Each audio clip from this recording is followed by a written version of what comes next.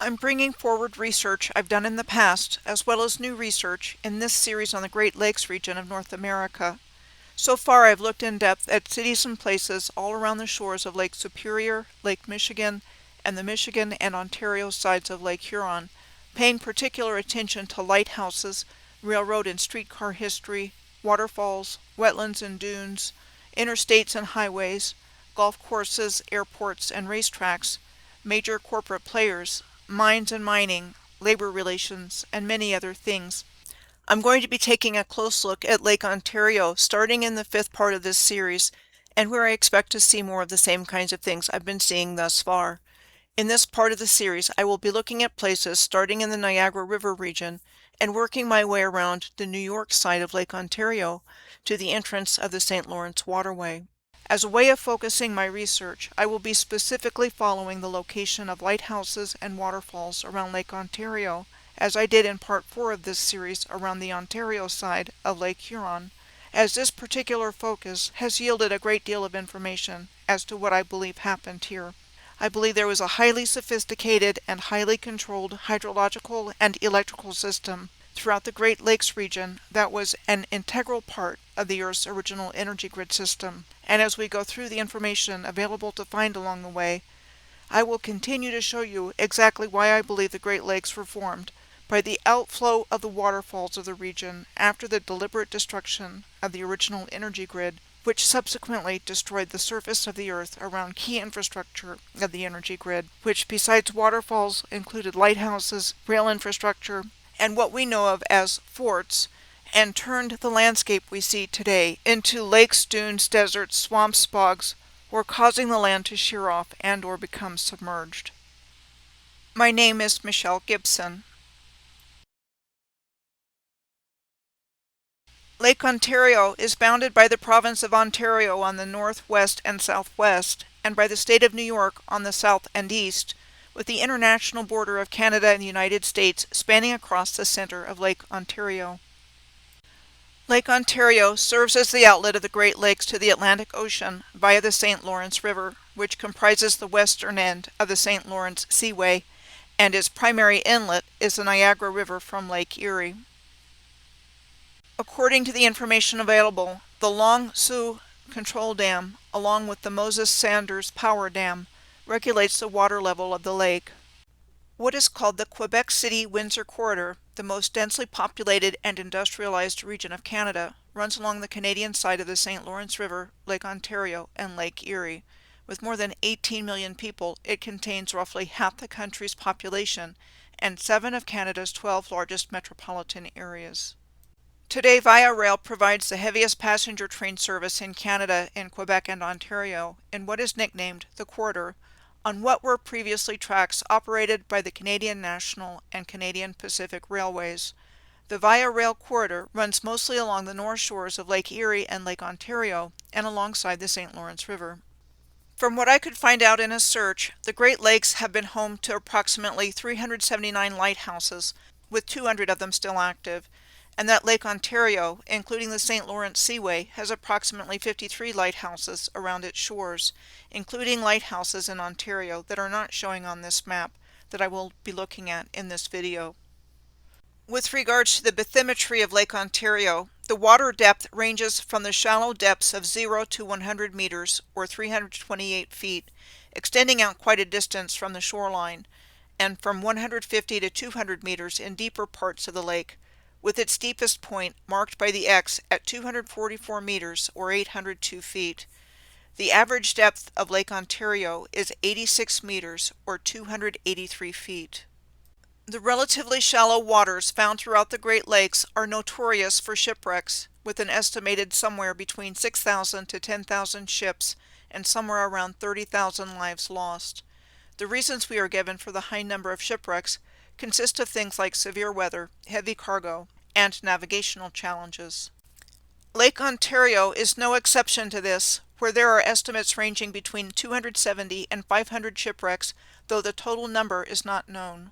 The Lake Ontario National Marine Sanctuary, located on the New York side of Lake Ontario, protects 41 known historically significant shipwrecks, as well as 19 more potential shipwreck sites. My starting point for Lake Ontario will be Niagara-on-the-Lake in Ontario at the entrance to the Niagara River, which forms part of the international border between Canada and the United States, and from there I will follow the lake shoreline to the east to Cape Vincent, New York, at the entrance of the St. Lawrence River. In the next part of this series, I will follow the Lake Ontario shoreline west and northeast from St. Catharines, which is just to the west of the Niagara River on the Ontario side, to Kingston at the entrance to the St. Lawrence Waterway, and go up the St. Lawrence Waterway and Thousand Islands towards Montreal in the province of Quebec. So I will begin this journey around Lake Ontario at Niagara-on-the-Lake at the entrance of the Niagara River. Niagara-on-the-Lake is in the Niagara region of Ontario and was the first capital of the province of Upper Canada, the predecessor of Ontario. It is the only city in Canada that has a traditional Lord Mayor, a title that is bestowed by the British monarch upon the mayor of a Commonwealth city that is a special recognition. The first place I want to take a look at in Niagara-on-the-Lake is Fort Mississauga and the historical location of the Mississauga Point Lighthouse. Fort Mississauga was said to have been built from 1814 to 1816 during the War of 1812 to replace nearby Fort George. The remnants of it today on the shore of Lake Ontario at the entrance to the Niagara River are a box-shaped brick tower and star-shaped earthworks. It was said to have been constructed from brick and stone that were salvaged from rubble after retreating United States forces burned the settlement there in December of 1813 during the War of 1812. The Mississauga Point Lighthouse was said to have been constructed here in 1804, and the first formal lighthouse constructed on the Great Lakes. But then we are told it was damaged in 1813 in the Battle of Fort George, and then dismantled in 1814 to make room for Fort Mississauga. Though there is no physical evidence of it remaining, there is a plaque on the grounds of Fort Mississauga acknowledging its significance. Fort Mississauga and the battlefield of Fort George are located on the shore of Lake Ontario at the edge of the Niagara-on-the-Lake Golf Club. We are told the Battle of Fort George began on May 25th of 1813, and that on May 27th, American forces captured Fort George from the British, giving the Americans control of the entrance to the Niagara River for a short period of time.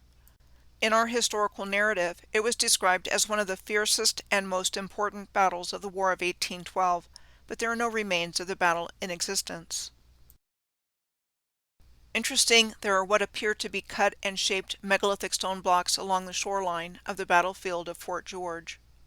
The Niagara-on-the-Lake Golf Club that surrounds the historic battlefield and Fort Mississauga is considered to be the oldest existing golf course in North America. In part 4 of this series on the Ontario side of Lake Huron, I paid particular attention to golf courses and found them all along the shoreline of Lake Huron, like the one here on Niagara-on-the-Lake. These are just a few of many examples of these findings. Personally, I've believed for quite a while now that golf courses are repurposed mound sites and are a cover-up of mound sites. Just carve out the top of a mound and voila, you have a bunker. The term links is another name used for golf courses. I think this name tells us their actual purpose in the Earth's grid system, perhaps as links or linkages of the energy grid components. The location of the historic Fort George is to the southeast of the Niagara-on-the-Lake Club, Fort Mississauga, and the battlefield named after it. We are told that Fort George was built between 1796 and 1799, south of the British settlement that was established here in 1781, and that it was mostly destroyed in the War of 1812. The site of the fort has been a National Historic Site of Canada since 1921, and we are told features a reconstruction of Fort George, which includes wooden palisades along with the original earthworks. Old Fort Niagara and the Old Fort Niagara Lighthouse are on the other side of the entrance to the Niagara River from Fort Mississauga and Fort George in Youngstown, New York. We are told that Old Fort Niagara was a fortification originally built by New France in 1726 to protect its interest in North America and control of access between the Niagara River and Lake Ontario. Then we are told the British took over the fort in 1759 during the French and Indian War and stayed until 1796, after the signing of the Jay Treaty that reaffirmed the border with British Canada. Old Fort Niagara was ceded to the United States. The Old Fort Niagara Lighthouse standing there today was said to have been constructed between 1871 and 1872, replacing earlier lighthouses at this location. It was decommissioned as an active lighthouse in 1993. Today it houses a small museum and gift shop. Though not on the grounds of Old Fort Niagara like we saw at Fort Mississauga, the Niagara Frontier Golf Club is in the vicinity of it on the lake shore as well. I have consistently found star forts in pairs and clusters in the same location in the process of tracking cities and places in alignment across the Earth. I believe that these star forts functioned as batteries on the Earth's original free energy grid system, and that this is the reason they are found in pairs and clusters. One definition of a battery is a device that produces electricity that may have several primary or secondary cells arranged in parallel or series, as well as a battery source of energy which provides a push or a voltage of energy to get the current flowing in a circuit. Another meaning of the word battery is the heavy fire of artillery to saturate an area rather than hit a specific target. Many star forts are actually called batteries, even though they were repurposed in many cases, but not in all, to the second definition applied to them in the new timeline, in order for them to appear to have had a strictly military function. In this graphic of primarily historic Niagara-on-the-Lake, I have circled the outer three previously mentioned star fort locations, and the inner three circles were the location of historic rail infrastructure. Location number 1 next to the Niagara River was the MCR, or Michigan Central Railway, Niagara-on-the-Lake Railway Station. Location number 2 was the MCR Turntable and Engine House. And location number 3, a couple of blocks from there, was the NS&TR, or Niagara, St. Catharines, and Toronto, Niagara-on-the-Lake Railway Station, which is the only one of the three that still survives as a building that has been used for residential and commercial purposes in the Queen Picton Conservation Heritage District. As we head down the Niagara River towards the Niagara Falls, it is important to note that the Niagara region has had multiple railway lines connected to it, like the Grand Trunk Railway, as seen in this 1887 map. Said to have been constructed starting in 1852, the Grand Trunk Railway was officially opened in 1859 between Sarnia in Ontario and Portland in Maine. We are told the Grand Trunk Railway was merged into the Canadian National Railway in 1923 because of financial difficulties. In its heyday, it operated in Ontario and Quebec in Canada, and in the United States in Connecticut, Maine, Michigan, Massachusetts, New Hampshire, and Vermont. We are told the original charter for the Grand Trunk Railway was for a line running from Montreal to Toronto along the north shore of the St. Lawrence River, and then it went west to Sarnia and east to Portland. We are told that the first railway in America was an incline railway built in Lewiston, New York between 1762 and 1764.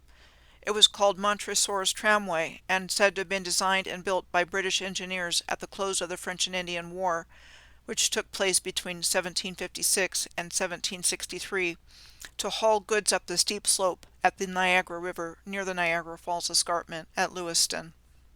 No longer in existence, we are told it was located where the Earl W. Bridges Art Park State Park, otherwise known as the Art Park, is today. Lewiston is described as the first European settlement in western New York, established in 1720. Lewiston lies halfway between Fort Niagara and Fort George, where the Niagara River meets Lake Ontario, and Niagara Falls, a group of 3 falls that straddle the international border between the United States and Canada. It is interesting to note that there is an incline railway that is still operational today at Niagara Falls in Ontario, approximately 5 miles or 8 kilometers south of Lewiston on the Niagara River. The Falls Incline Railway is located next to Horseshoe Falls and links Table Rock Center and Journey Behind the Falls on the Niagara Parkway with the Falls View tourist area. We are told it was built for the Niagara Parks Commission by the Swiss company Von Roll, and began operating in October of 1966. The other historic incline railways of the Niagara Falls region between the United States and Canada included the Prospect Park Incline Railway at Prospect Park in New York, said to have been built in 1845 and completely removed in 1908 after an accident killed someone. We are told it was then replaced by an elevator that operated between 1910 and 1960 until it closed, and replaced by the current Prospect Point Observation Tower in 1961. Then in 1869, the Leander-Colt Incline Railway was said to have been built on the Canadian side of the falls near the Whirlpool Rapids Bridge, but damaged and abandoned 20 years later in 1889. Another Whirlpool Rapids incline was said to have been built in 1876 near the Leander-Colt Incline, but damaged by fire in 1934 and replaced by the Great Gorge Trip of the Niagara Beltline, a train route around Niagara Falls, which later became the Whitewater Walk, where you can take a leisurely stroll where the Niagara Beltline once was. Lastly, we are told the Clifton Incline was built in 1894 to serve the Canadian side of the Maid of the Mist boat. It closed in 1976 and reopened in 1977 as the Maid of the Mist Incline and closed again in 1990. Almost 30 years later, in 2019, it was reopened as the Hornblower Niagara Funicular and operates today for Hornblower Niagara cruises. Incline railways, also known as funiculars, work like an obliquely angled elevator in which cables attached to a pulley system raise and lower the cars along the grade. Two cars are paired at opposite ends and act as each other's counterweight.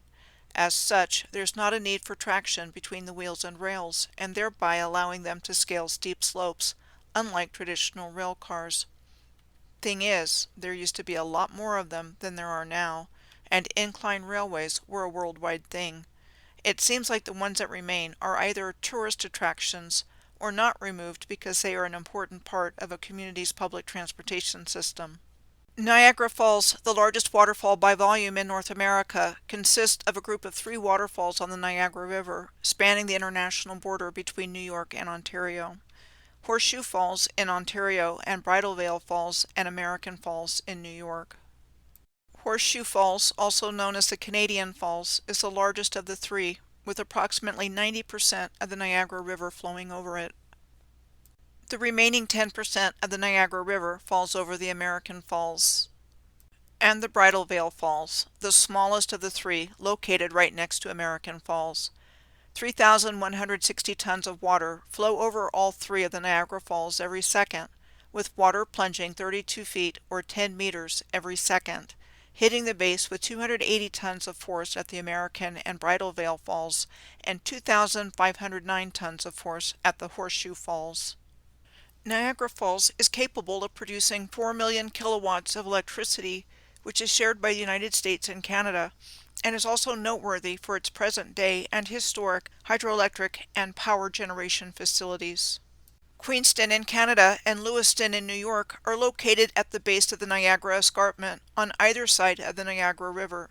The Lewiston-Queenston International Toll Bridge connects both sides of the Niagara Escarpment just south of the 2 cities.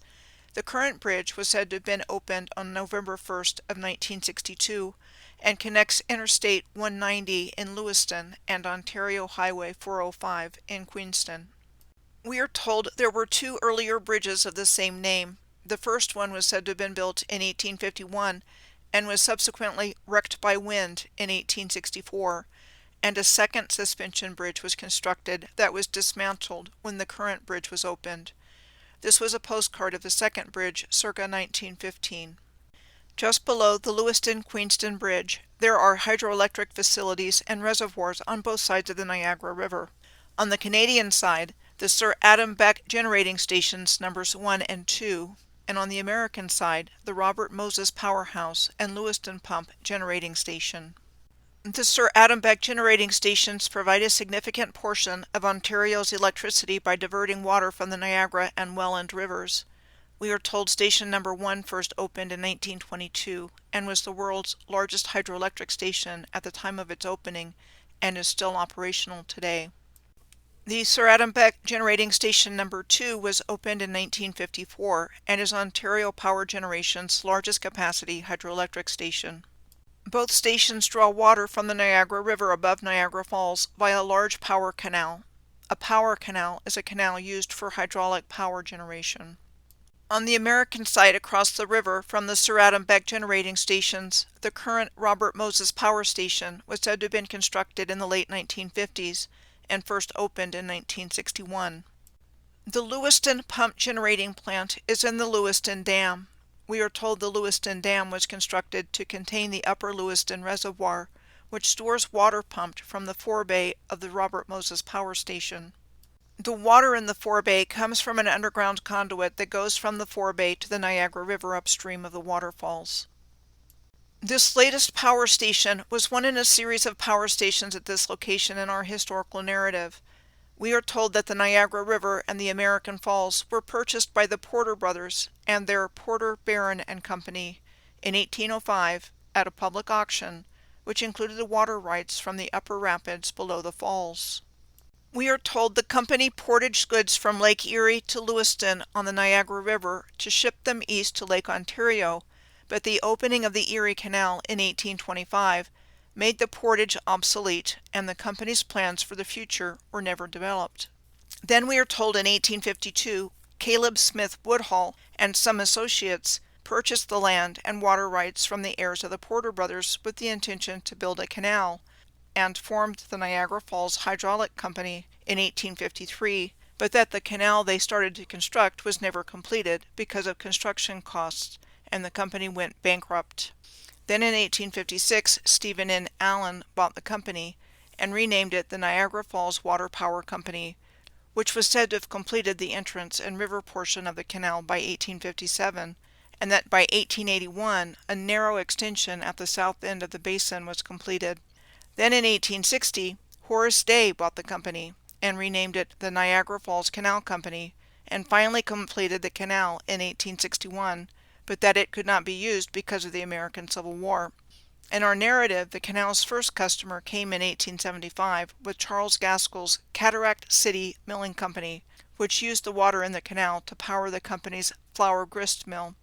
The historical Niagara Falls Mill District on the American side of Niagara Falls flourished in the late 19th and early 20th centuries. Today, the former mill district is mostly parkland, with historical ruins of the Sholkoff Power Station, which the Robert Moses Power Station was said to have replaced. Niagara Falls has been referred to as a hydroelectric mecca. There's a lot more to the story here, but this gives you the idea. One more thing here on this side of the falls. We are told the Niagara Gorge Railroad was first organized in 1895 and operated until a rock slide ended its service in September of 1935. It ran at the bottom of the Niagara Gorge from Niagara Falls, New York to Lewiston. I have consistently found railroads in conjunction with rivers and gorges and hydroelectric facilities in my research over the years, and looked at this subject in depth in my video of railroads and waterfalls and other physical infrastructure of the Earth's grid system. Above the Niagara Falls on the Canadian side are two former generating stations, the Canadian Niagara Generating Station and the Toronto Power Generating Station. Today, the Canadian Niagara Generating Station is a tourist attraction renamed the Niagara Parks Power Station and the Tunnel, said to have been built between 1901 and 1905, the year the generators became operational. It was the first major power plant on the Canadian side of the Niagara River and harnessed the powerful energy of Horseshoe Falls. It was decommissioned in 2006. The tunnel is 180 feet or 55 meters beneath the main building of the generating station, and the 2,200 foot or 671 meter long tunnel was said to have been dug with the use of lanterns, rudimentary dynamite, and shovels. The Toronto Power Generating Station is not far from today's Niagara Parks Power Station, and it was said to have been constructed around the same time period, and it was in operation from 1906 until 1974.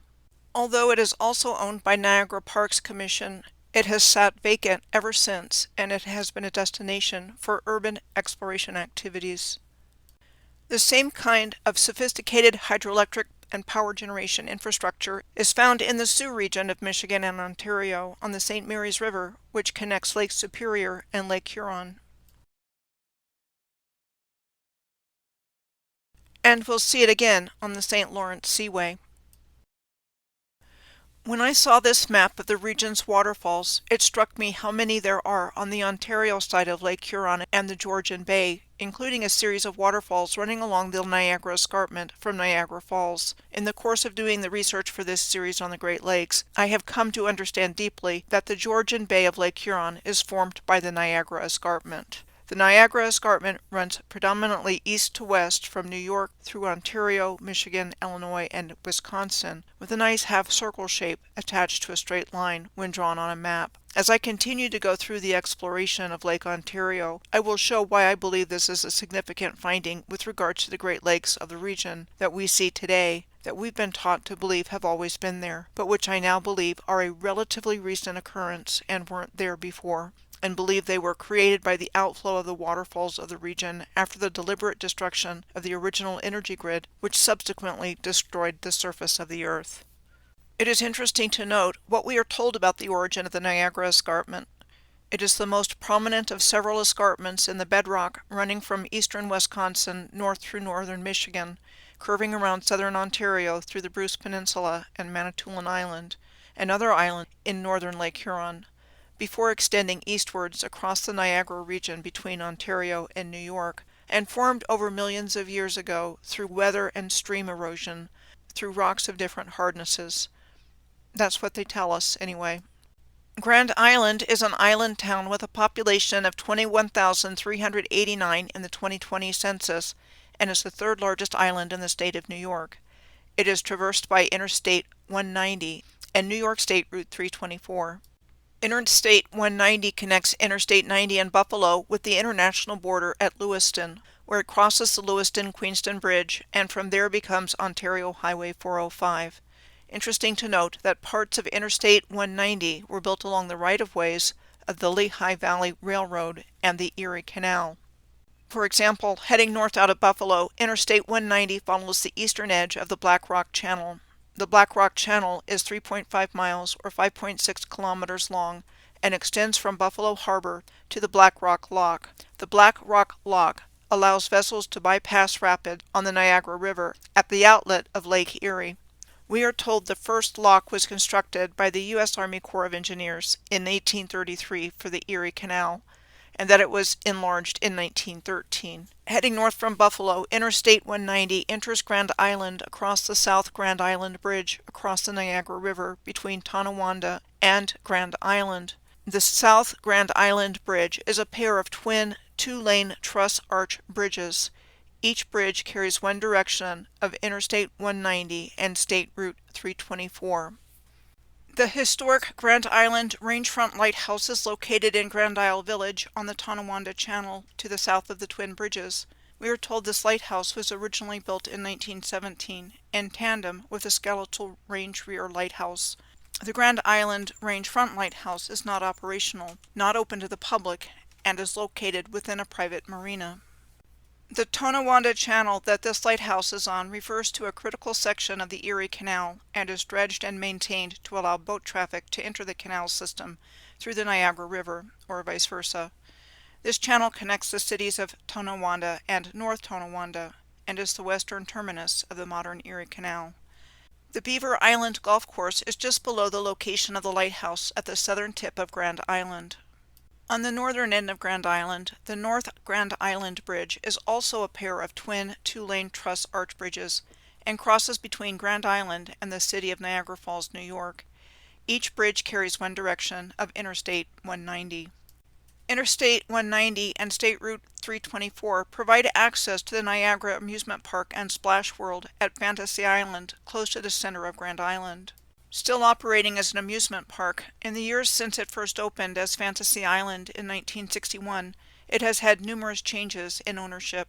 Today it retains its original aspects of being a theme park and has been expanded over the years with rides and the water park aspects. Besides the Beaver Island Golf Course at the southern tip, there are several golf courses on and around Grand Island. After crossing the North Grand Island Bridge, you immediately come to Love Canal, to the east of Interstate 190.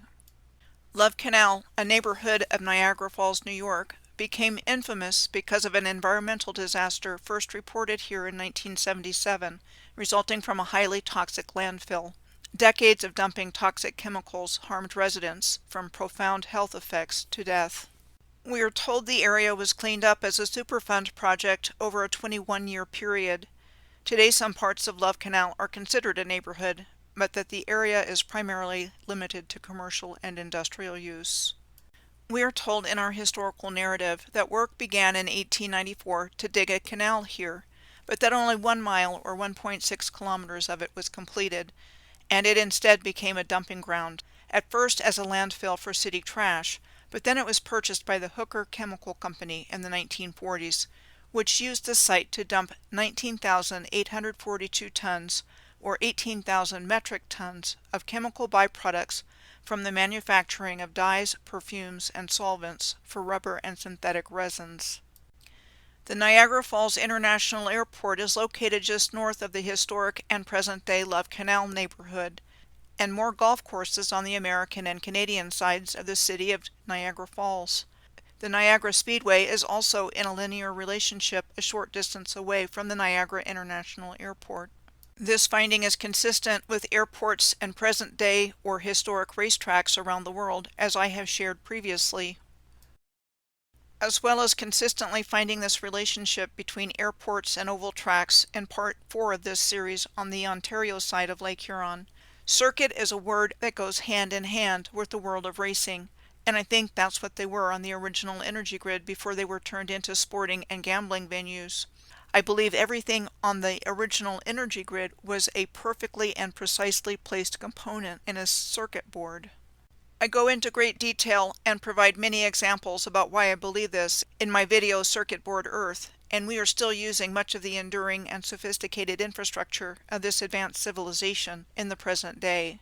Now I'm going to start to head east from the Niagara Falls region along the Erie Canal starting at Tonawanda, which for about half of its length, west to east distance, roughly parallels the south shore of Lake Ontario and covers places I want to look at through here on either side of it.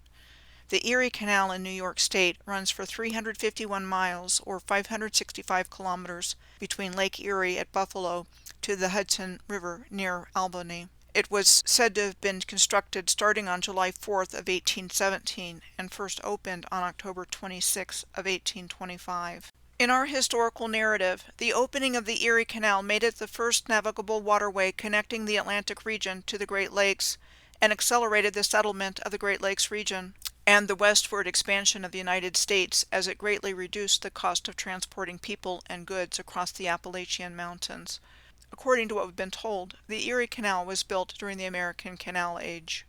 We are told the American Canal Age was between 1790 and 1855 and started in Pennsylvania, where the first legislation surveying canals was passed in 1762.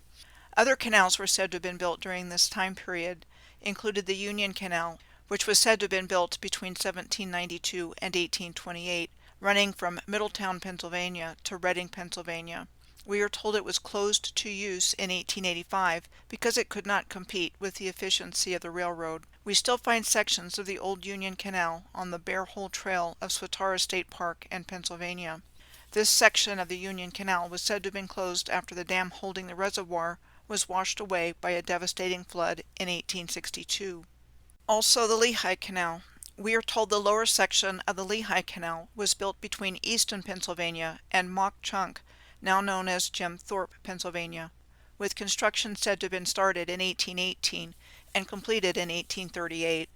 This map also has a caption at the bottom that says this was the original Lehigh Valley Railroad line as well, which was said to have opened in 1855.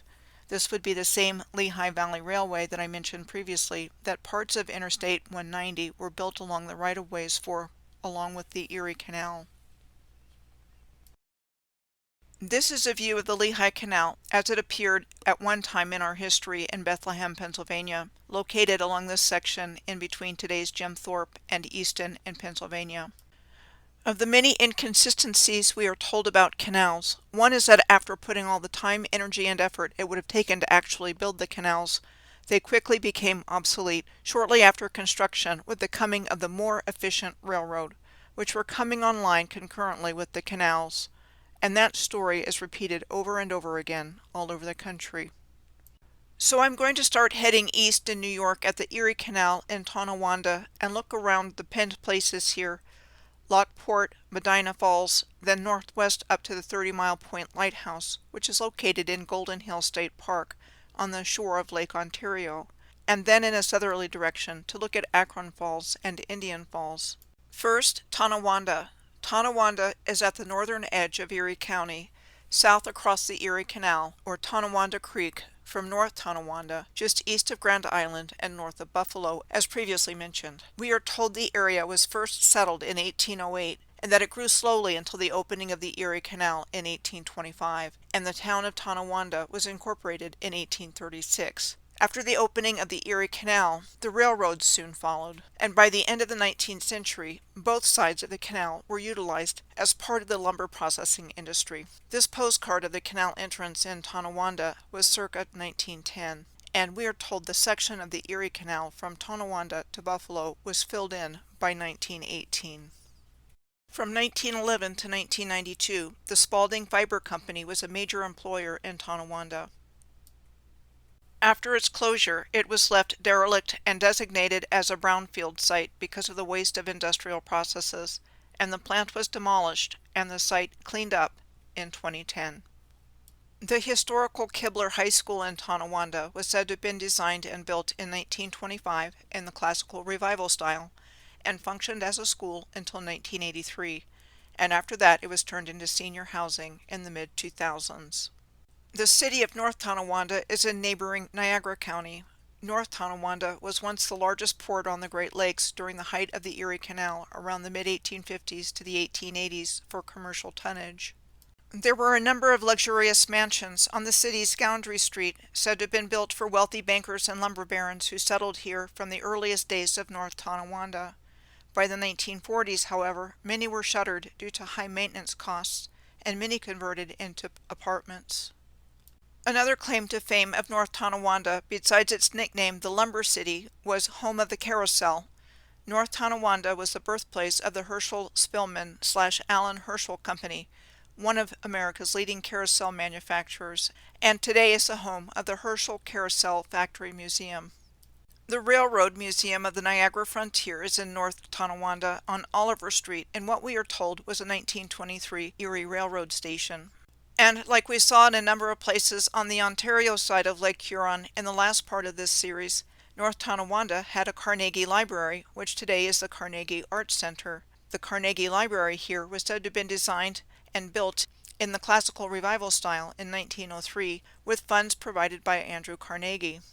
In our historical narrative, there were over 2,500 Carnegie libraries built around the world between 1883 and 1929, with most of them being in the United States, but there were Carnegie libraries in Canada, the United Kingdom, Australia, New Zealand, South Africa, Serbia, Belgium, France, the Caribbean, Mauritius, Malaysia, and Fiji as well. Andrew Carnegie was a Scottish immigrant to America who came to Pittsburgh in 1848 with his parents at the age of 12, got his start as a telegrapher, and who by the 1860s had investments in such things as railroads, bridges, and oil derricks, and ultimately worked his way into being a major player in Pittsburgh's steel industry. Andrew Carnegie was ranked as the 6th richest American of all time by CNN Business, with an adjusted wealth of $101 billion. Among many other things, the Carnegie Foundation has been highly involved in the American educational system, along with the Rockefeller Foundation. Even as early as 1914, the National Education Association expressed alarm at the activity of the Carnegie and Rockefeller Foundations, and their efforts to control the policies of state educational institutions and everything related to the educational system. The next place I'm going to look at is the city of Lockport. It was named for a set of Erie Canal locks that allowed canal barges to traverse the 60-foot or 18-meter drop of the Niagara Escarpment. We are told the New York State Legislature authorized the building of the Erie Canal in 1816, and that by 1820 the location of the step locks had been determined in what became Lockport on the proposed route of the canal. At that time, the area was owned by 15 men, some of whom were Quakers. Lockport was incorporated as a city in 1865, which would have been the last year of the American Civil War in our historical narrative, and the first official city of Niagara County. The origins of Lloyd's Bank, the largest retail bank in Great Britain, go back to 1765, when Quaker iron producer and dealer Sampson Lloyd set up a private banking business in Birmingham with industrialist John Taylor. The multinational universal bank Barclays traces its origins to Quaker goldsmiths John Freem, his brother-in-law Thomas Gould, and their apprentice James Barclay in 1690, at a time during which goldsmiths held cash deposits and issued receipts that came to be used as money. The city of Lockport is famous for the Flight of 5 Locks. When the Erie Canal opened, the Flight of 5 Locks was considered the greatest series of high-lift locks and the shortest distance of any canal in the United States. We are told that one of the biggest challenges in the construction of the Erie Canal was the Niagara Escarpment in Lockport, and that thousands of canal builders dug and blasted through rock for several years. Interesting that the caption of this illustration reads, "Process of Excavation, Lockport." The word excavation refers to the act or process of digging, especially when something specific is being removed from the ground.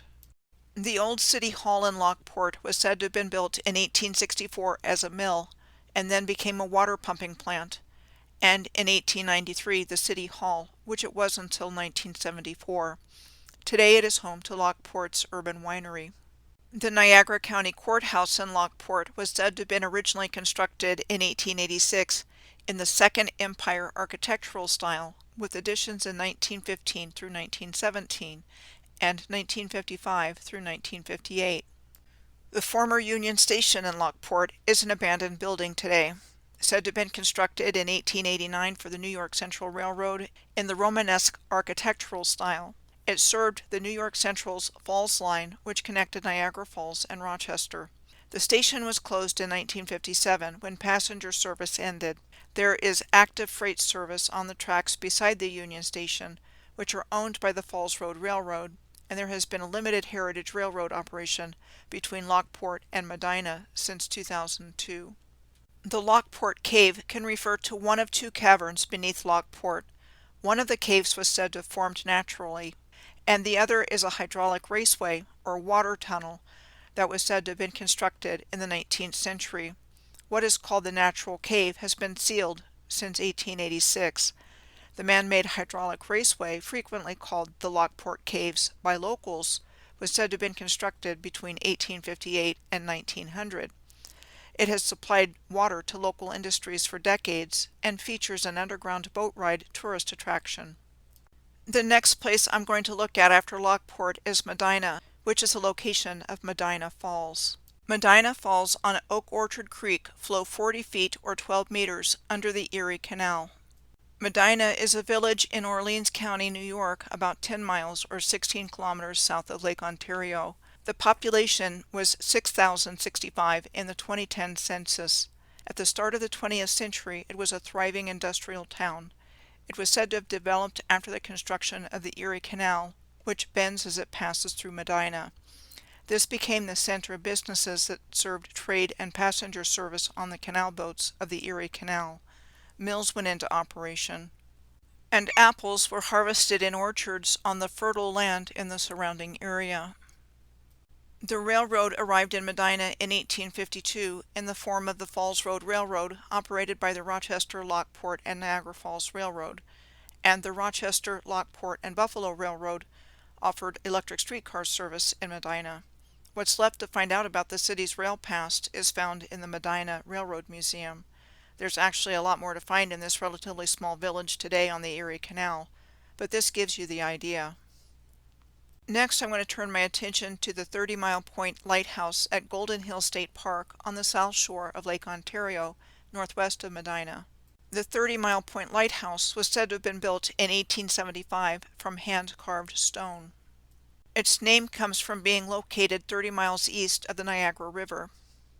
It was one of 5 lighthouses chosen for the Lighthouses of the Great Lakes postage stamp series in 1995, where one lighthouse was chosen for each of the Great Lakes. The location of the 30-Mile Point Lighthouse is in Golden Hill State Park, which is located in the northeast corner of the town of Somerset. We are told it was established on the former estate of Robert Newell, a local industrialist, and that most of his estate was abandoned after the state purchased it and not rediscovered until 2017. Here are some photos of the shoreline here at Golden Hill State Park, with megalithic-looking stone blocks on the left and a wall of stone on the right high above the surface of the lake. We are told that it is sedimentary rock, but I suspect that it is a term that covers up built infrastructure from an ancient advanced civilization of Moorish master masons that was destroyed relatively recently. The Robert H. Newell Company manufactured custom-tailored shirts for wealthy and famous customers in Medina for almost 100 years, from 1918 to 2004. The nearby town of Somerset was the home of the Somerset or Kintig generating station until it was retired in 2020. It was a 675 megawatt coal-fired power plant that started operating in 1984 and was the last coal-fired plant in New York. The Akron Falls and Indian Falls are located to the southeast of Lockport and southwest of Medina Falls in Medina. First, Akron Falls. There are two waterfalls on Murder Creek in Akron Falls Park in the village of Akron and the town of Newstead. Upper Akron Falls and Lower Akron Falls, located right next to each other in the park. Murder Creek is a tributary to Tonawanda Creek, which empties into the Niagara River. The Upper Akron Falls have a drop of roughly 20 feet or 6 meters and often divided into two side-by-side drops by a rock outcropping in the face. The Lower Akron Falls are about 40 feet or 12 meters high. There is a U-shaped dam with a 2-foot or 0.61 meter drop at the pond at the western end of the park. In 1933, there were approximately 90 workers from the Civil Works Administration, one of FDR's New Deal programs, sent to improve the park. I have long believed that President Franklin Roosevelt's New Deal work programs played a significant role in the historical reset and the cover-up of the ancient civilization. New Deal agencies like the CCC and WPA in particular were responsible for creating access and infrastructure for the park and recreation system around the country. So when people go to these places, they think what they see was created by the CCC and WPA workers. The Upper and Lower Akron Falls flow over what is called the Niagara Escarpment. In western New York State, the Niagara Escarpment runs to Lewiston and trends easterly for 79 miles, or 127 kilometers, to just beyond Rochester. The Onondaga Escarpment runs for 62 miles, or 100 kilometers, from Buffalo in an easterly direction to just beyond Caledonia. Both escarpments feature numerous waterfalls in addition to the ones I am highlighting. I strongly suspect that these escarpments and their waterfalls were intentionally designed components of the hydroelectric infrastructure of the original energy grid and were not natural in origin as we have been taught to believe.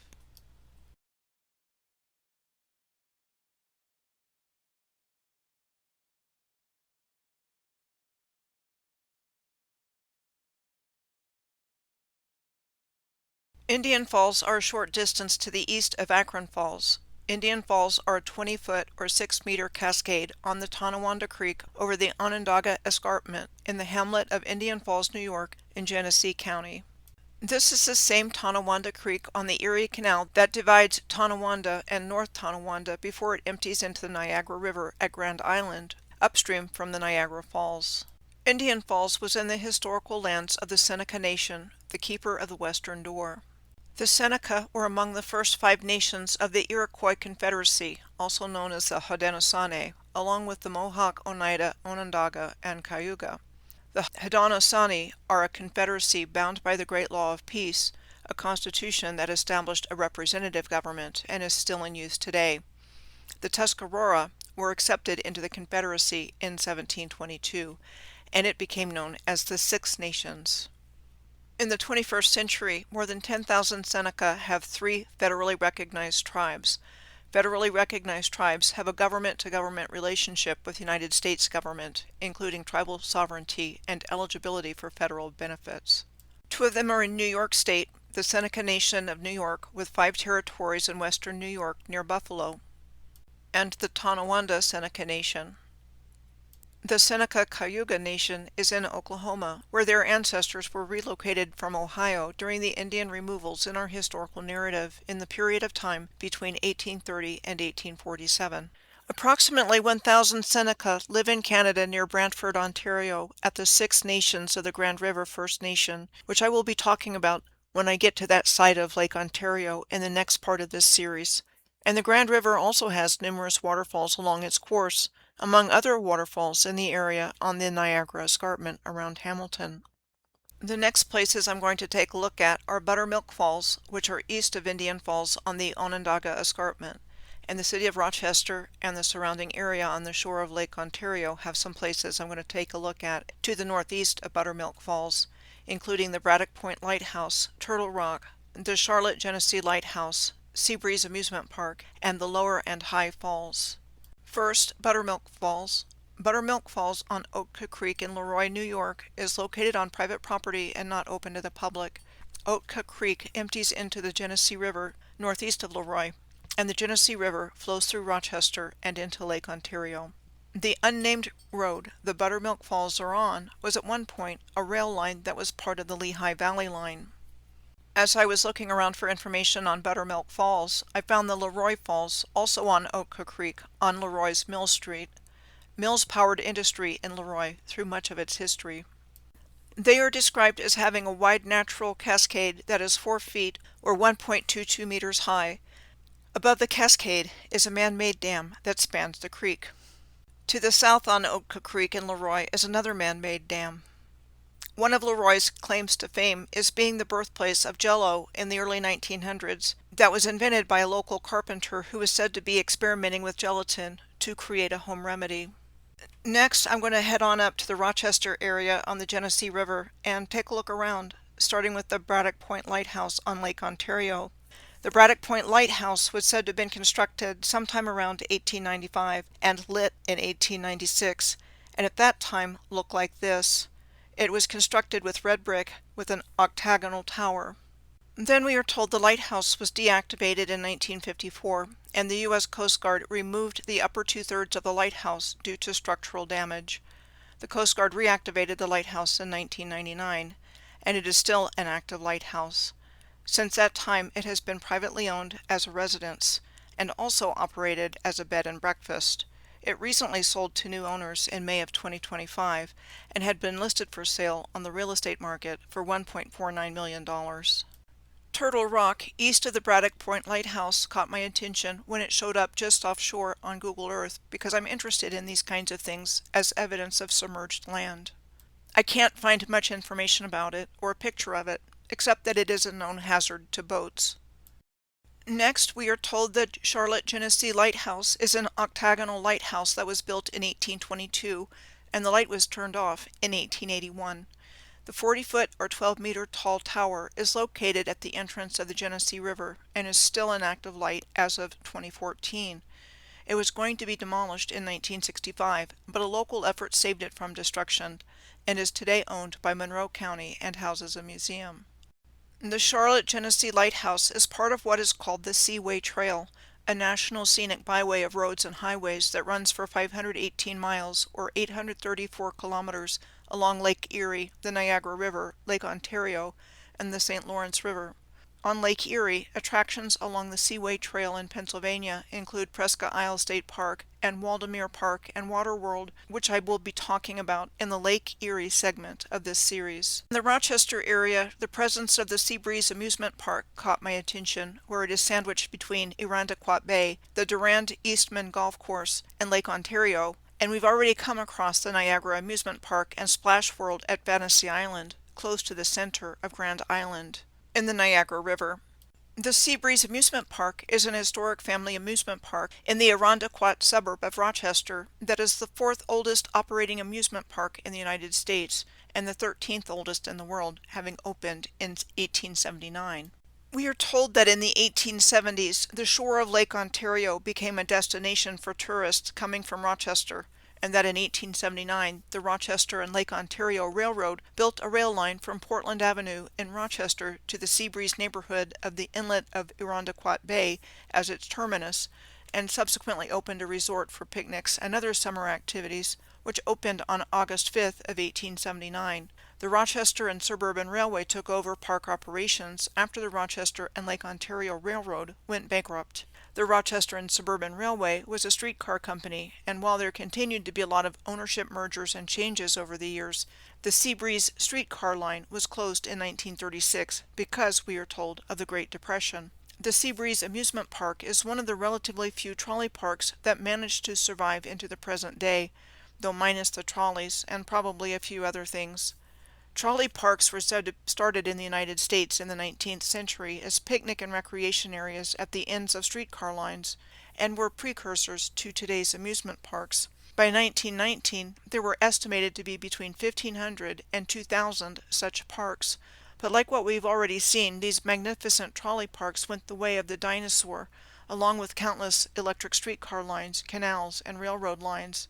I have come to believe that they were somehow involved with recharging the Earth's energy grid for the original civilization in a really fun way, as they were located at the end terminals of streetcar lines, and by and large were utilized by the bringers in of the world's new system for a short time, until they were no longer needed, or just plain inconvenient to the new narrative. Next, the lower falls, the middle falls, and the high falls are on the Genesee River in downtown Rochester. The lower falls are a massive 110-foot or 34-meter high cascade in a U-shaped gorge.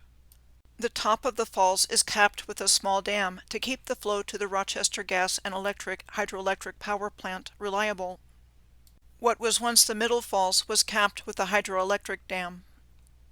The high falls, also known as the upper falls, are 2 miles or 3.2 kilometers upstream on the Genesee River from the other falls. The High Falls was the location of the final jump of Sam Patch. Sam Patch was the first American daredevil. Nicknamed the Yankee or Jersey Jumper, he got his start in the jumping business in New Jersey, where he jumped from such places as bridges, factory walls, and ships' masts. Then on October 17th of 1829, he successfully jumped from a raised platform into the Niagara River near the base of the Niagara Falls. Buoyed by his success, his next stunt was to jump into the Genesee River at High Falls in Rochester on November 6th of 1829, and this jump was successful as well. Unfortunately for Sam, his luck ran out, and he did not survive his second jump into the Genesee River at High Falls, and was killed by his famed leaping act. Like we saw back in Niagara Falls, the historic mill district of Rochester ran along the edge of the Genesee River between the city's waterfalls. As one example, Rochester was home to so many flour mills it was nicknamed the Flour City.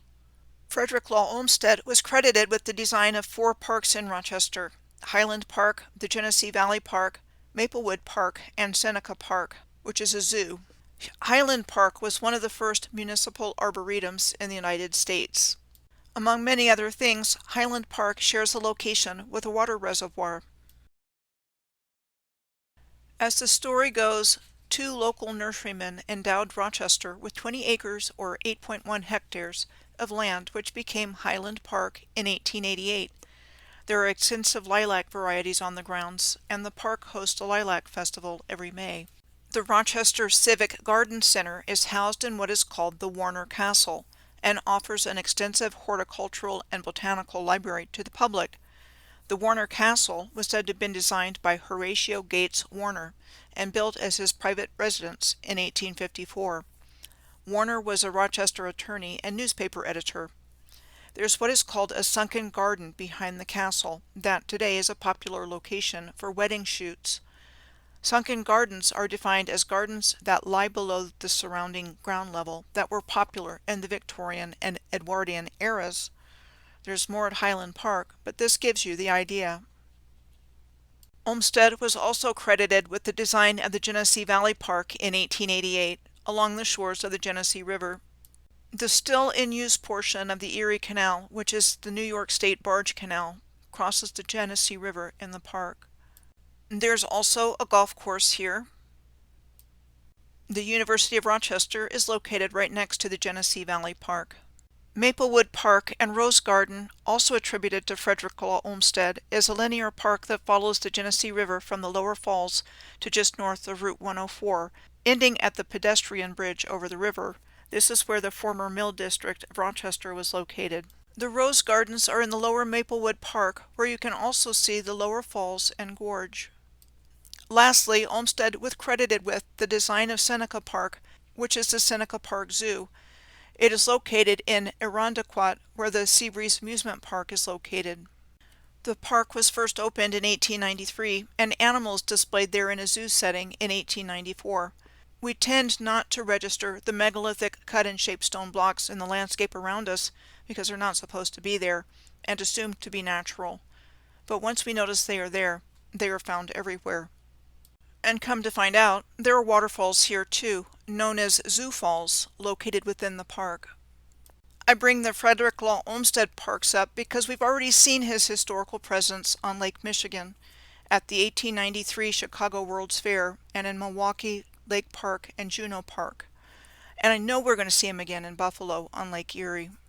In our historical narrative, Frederick Law Olmsted was a journalist before becoming a prolific and celebrated landscape architect, and was said to have gotten his start teaming up with Calvert Vaux in the design and creation of Central Park in New York City. Olmsted and his firm were credited altogether with some 500 design projects, including, but not limited to, 100 public parks, 200 private estates, 50 residential communities, and 40 academic campus designs. I think that Frederick Law Olmsted was a major player in the creation of the new reset of our history. I talked about his role in depth in this video, The Life and Times of Frederick Law Olmsted, a retrospective of reset history. For the 1893 World's Fair in Chicago, we are told Frederick Law Olmsted collaborated with yet another prolific architect, Chicagoan Daniel Burnham, to adapt Olmsted's design of a Venetian-inspired pleasure ground, complete with waterways and places for quiet reflection in nature that complemented the grand architecture of the World's Fair. This area was described as a sandy area along Chicago's lakeshore that looked like a deserted marsh before construction began. But Olmsted saw, we are told, the area's potential, and that his design included lagoons and what became known as Wood Island, since they had not been developed yet. As the person responsible for planning the basic land and water shape of the exposition grounds, we are told that Olmsted concluded the marshy areas of Jackson Park could be converted into waterways, and that the workers dredged sand out of the marshes to make lagoons of different shapes and sizes. 2 Milwaukee parks were said to have been designed by Frederick Law Olmsted. Starting in 1892, Olmsted was credited with the design of Lake Park, the terrain of which included a golf course, as well as bluffs and ravines, and the grounds of which, besides the North Point Lighthouse, contain what is called the Grand Stairway, said to have been completed in 1908, and the Lion Bridge, so named for 8 stone lions said to have been placed to guard each end of the 2 bridges that crossed the South Ravine on either side of the North Point Lighthouse. Juneau Park was the other park that Frederick Law Olmsted was credited with the design of in Milwaukee. Juneau Park is situated on a bluff overlooking Lake Michigan and is a short walking distance to downtown Milwaukee, and named after the city's first mayor, Solomon Juneau. The lakefront depot and the railroad tracks can be seen in historic postcards of Juneau Park. The lakefront depot was said to have been constructed between 1889 and 1890 by the Chicago and Northwestern Railway. The lakefront depot was in use until 1966, and it was torn down 2 years later in April of 1968. Now I'm going to take a look at this location south of Rochester and the historic Erie Canal, because we are now entering the Finger Lakes region of New York. The Finger Lakes as a whole are constituted by 11 long and narrow lakes that are roughly north to south, and in our accepted scientific paradigm are considered to be lakes in overdeepened glacial valleys. Cayuga and Seneca Lakes are among the deepest in the United States. Their name goes back to the 19th century in a paper that was published for the United States Geological Survey in 1883 by geologist Thomas Chamberlain, who later founded the Journal of Geology in 1893. I find it interesting to note the presence of numerous waterfalls through here as well. I'm now going to take a detour and take a look at the Finger Lakes by way of the waterfalls, a region which I find highly intriguing for what we might actually be looking at. I'm going to go from west to east, starting at Warsaw Falls. Warsaw Falls are on Stony Creek in Wyoming County in Warsaw, New York. There are 3 large Warsaw Falls, and the one in Warsaw Village Park has an 80-foot or 24-meter drop. The Stony Creek, which starts at the Attica Reservoir, connects to Oatka Creek, which connects to Genesee Creek, which connects to Lake Ontario. Stony Creek flows through a tunnel under the Erie-Lackawanna Railroad Bridge just before reaching the Warsaw Falls. Warsaw was divided north and south by 2 major railroads, the Erie on the west and the Buffalo, Rochester, and Pittsburgh, or BR&P Railroad on the east. The BR&P Railroad Station was the only one remaining of the original train stations and facilities in Warsaw, It has been long abandoned and likely to be demolished if it hasn't been already. The town of Warsaw is located 37 miles or 60 kilometers to the southeast of Buffalo and is the same distance southwest of Rochester and was first settled in 1803. We are told as the town became settled, its economic industries included salt, stone quarries, mills, and agriculture, and schools and churches were built. Next are the Letchworth Falls in Letchworth State Park, which consist of upper, middle, and lower waterfalls on the Genesee River. Here, the Genesee River flows north through a deep gorge over the waterfalls. The rock walls of the gorge rise up 550 feet or 170 meters in places, prompting the area's reputation as the Grand Canyon of the East. We are told that in 1859, the industrialist William Pryor Letchworth purchased the land near the Middle Falls to build his Glen Iris estate, which still stands today as the Glen Iris Inn. The Glen Iris Inn is located on top of a cliff overlooking the Middle Falls. Then in 1906, Letchworth bequeathed 1,000 acres or 4 kilometers squared to New York State, which became the core of the newly created Letchworth State Park.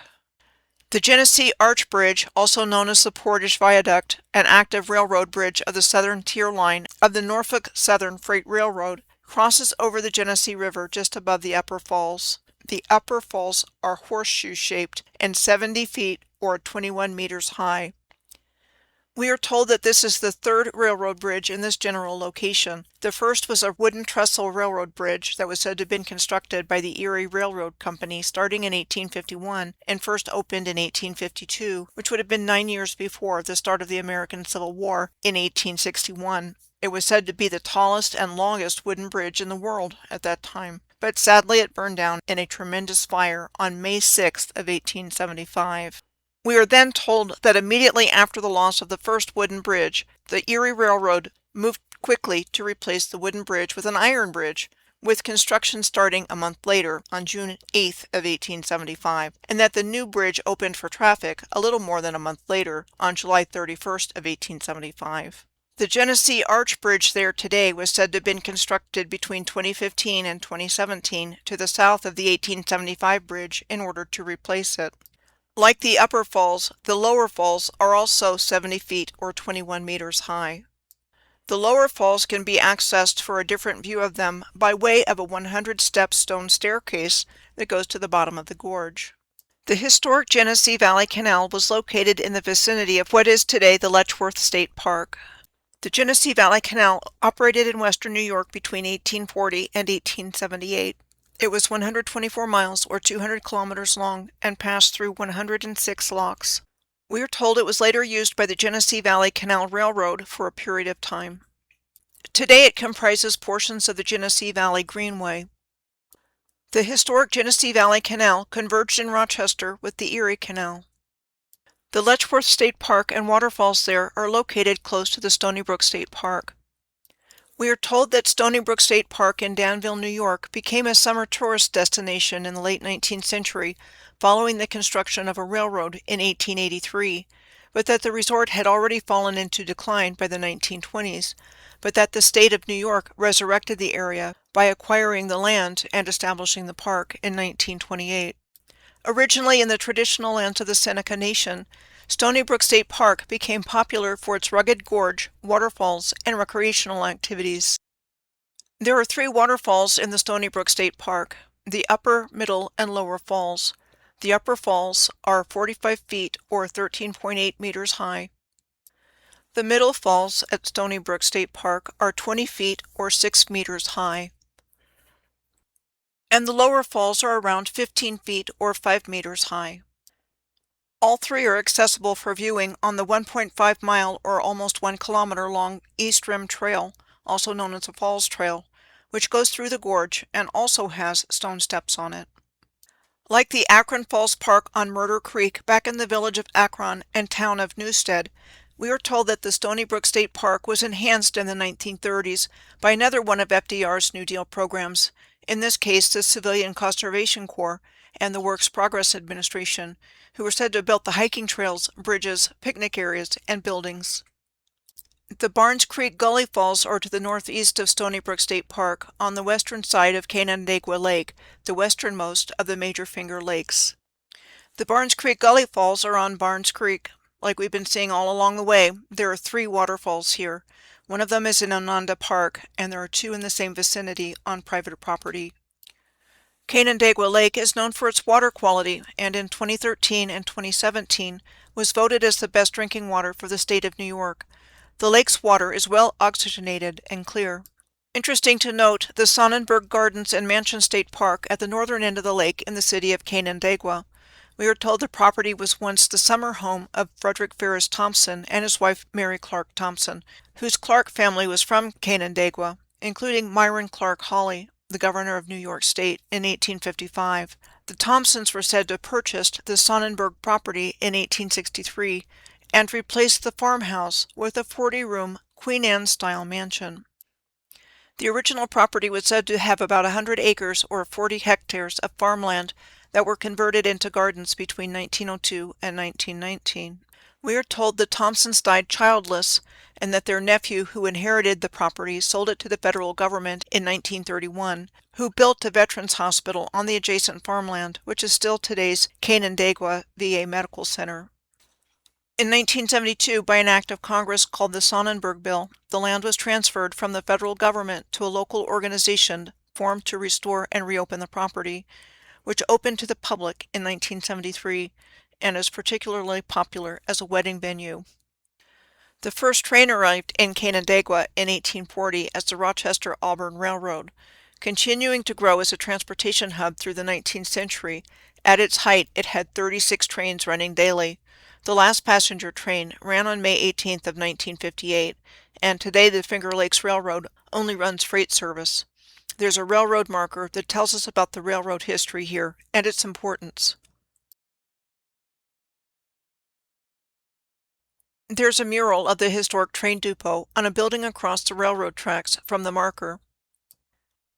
The Canandaigua Street Railroad was chartered as a local streetcar line in Canandaigua from 1887.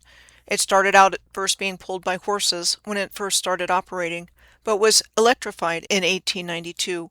The conversion to bus operations started in the 1920s, and the streetcar line in Canandaigua was shut down completely on July 31st of 1930. There's a lot more to find here, but this gives you the idea. Seneca Lake is to the east of Canandaigua Lake, and at the southern end has Hector Falls and Montour Falls, as well as the village of Watkins Glen. Seneca Lake is the largest and deepest of the Finger Lakes. It is 38 miles or 61 kilometers long and has a maximum depth of over 618 feet or 188 meters and holds the most water of the Finger Lakes. As a result of its depth and that it is easy to get to, the United States Navy uses Seneca Lake to perform test and evaluation of equipment. Seneca Lake is promoted as the lake trout capital of the world and hosts the National Lake Trout Derby every year. Geneva is at the northern end of Seneca Lake in an area long occupied by the Seneca people. The village of Geneva was first incorporated in 1806 and the city chartered in 1871. The Cayuga-Seneca Canal connects Seneca Lake and the neighboring Cayuga Lake to the Erie Canal and is 20 miles or 32 kilometers long. The Cayuga-Seneca Canal flowed north through Geneva. Its construction was said to have been completed in 1818. More on this canal to come. On the southern end of Seneca Lake, we find Hector Falls, Watkins Glen, and Montour Falls. First, Hector Falls. Hector Falls is on the eastern shore of Seneca Lake, just to the northeast of Watkins Glen. Hector Falls is described as a striking, broad waterfall cascading 250 feet or 76 meters over natural stone steps. Hector Falls is located along New York State Route 414, heading north from Watkins Glen. The southern terminus of New York 414 is in Corning, and the northern terminus is in Huron, New York, near the southern shore of Lake Ontario, and an area I will be taking a look at later in this video. A few interesting things to note about New York 414. One is that it intersects every major east-west artery in western New York, including the Southern Tier Expressway, which is Interstate 86, the New York State Thruway, which is Interstate 90. Interstate 90 and US 20 run parallel to each other until Rockford, Illinois. I will be talking more about US 20 in particular in the Lake Erie part of this series. US 20 is a major east-west highway that runs all the way across the continent. and runs along the southern shores of both Lake Erie and Lake Michigan, starting at Route 2 at Kenmore Square in Boston, Massachusetts, and ending at US 101 in Newport, Oregon. The southern terminus of New York 414, Corning, was best known initially for the Corning Glass Works. What became the Corning Glass Works was founded in 1851 in Massachusetts as the Bay State Glass Company, and the company eventually moved to Corning in 1868. Then in 1915, Corning launched Pyrex, the first cookware with temperature-resistant glass. Over the years, what is today known as Corning Incorporated continues to specialize in glass and ceramics, as well as technologies including advanced optics for industrial and scientific applications. The armory in Corning was said to have been designed in the Gothic Revival style and constructed in 1934, which would have been in the middle of the Great Depression. It has been the local YMCA since 1977. The small village of Watkins Glen, which had a population of 1,829 in the 2020 census, is best known for the Watkins Glen International Racetrack, southwest of the village, which has been the home to car racing of every class, including but not limited to NASCAR, International Motorsports Association, and was the home of the Formula One United States Grand Prix, which it hosted from 1961 to 1980. Watkins Glen State Park is also to the southwest, located between the racetrack and the village, and Montour Falls is to the southeast of the village and the park, with the Catherine Creek Wildlife Management Area in between. First, Watkins Glen State Park. Watkins Glen State Park was first opened to the public in 1863 and has been a public park since 1906. The park has a 400-foot or 122-meter deep gorge, featuring 19 waterfalls in less than 2 miles, or 3 kilometers. There are man-made stone walls and bridges throughout the gorge, and the main gorge trail has 832 stone steps. We are told in our historical narrative that John Little became the Glen's proprietor in 1873 and built a hotel called the Glen Mountain House here. In the years following, this location became a nationally known resort, and in 1902, the New York Central Railroad began selling excursion tickets here from New York City. The increasing number of tourists saw more choosing camping to experience the gorge, and the Glen Mountain House was subsequently demolished after a fire in 1903, and the area converted to permanent campgrounds. As mentioned, Montour Falls is to the southeast of the general area of Watkins Glen, and like what I've already been finding, there's waterfalls all over the place around here. Come to find out, Montour Falls is a village named for Queen Catherine Montour, a prominent Iroquois leader who lived in the area, and for the Chickawaga Falls at the end of West Main Street. The Catherine's Creek Wildlife Management Area is in between Montour Falls and Watkins Glen. The Catherine's Creek WMA is described as over 700 acres or 283 hectares of protected wetland in a marsh directly south of Watkins Glen. It has a few miles of hiking trails. I've been talking throughout this series, and in many other places, of my consistent finding of wetlands as well as estuaries, deserts, and dunes as evidence of destroyed land, which I believe took place when the Earth's original energy grid was deliberately destroyed relatively recently. Catherine Creek, also named after Queen Catherine Montour, is a 15-mile or 24-kilometer-long waterway that is a major tributary to Seneca Lake. It flows mostly along New York State Route 14, which runs concurrently with New York 414 through Watkins Glen.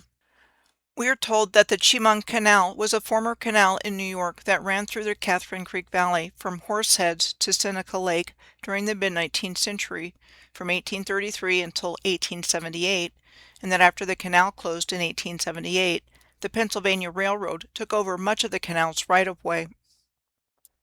The Catherine Valley Trail is a rails-to-trail project that has been under development since the early 2000s and follows former railroad beds and canal towpaths near Catherine's Creek. Now I'm going to take a look at the neighboring Cayuga Lake, first by way of Seneca Falls, which connects back to the Cayuga-Seneca Canal mentioned previously, and then work my way down to Tahanic Falls and Ithaca Falls, as well as Ithaca. First, Seneca Falls. This is what we are told. The Seneca River, the main tributary of the Oswego River, flowing 61.6 miles or 99.1 kilometers through the Finger Lakes region, begins at Geneva and flows past Waterloo and Seneca Falls and skirts the northern end of Cayuga Lake and turns north at the Montezuma Marsh National Wildlife Refuge, another protected wetland. We are told the private Seneca Lake Navigation Company was formed in 1813 and dammed 3 sets of rapids and installed locks to allow goods to be transported to the Erie Canal, and that the locks at Seneca Falls were completed in 1818, and that by 1821 there were 8 stone locks between the 2 lakes and nearly 2 miles or 3 kilometers of dug canals. For all intents and purposes in our narrative, the Cayuga-Seneca Canal was first opened in 1828, connecting to the Erie Canal at Montezuma. Cayuga Lake is the longest and second largest of the Finger Lakes after Seneca Lake. We are told that the water level of Cayuga Lake is regulated by the Mud Lock at the north end of the lake, which is Lock 1 of the Cayuga-Seneca Canal. The north end of Cayuga Lake is dominated by shallow mudflats and wetlands. Interestingly, the Finger Lakes Vintage Rail Experience still runs on the north end of Cayuga Lake across the Cayuga Lake Causeway and throughout the northern end of the Finger Lakes region. Now I'm going to drop on down to the southern end of Cayuga Lake and take a look at Taughannock Falls, Ithaca Falls, and Ithaca. Taughannock Falls, at 215 feet or 66 meters tall, is the tallest single-drop waterfall in the United States.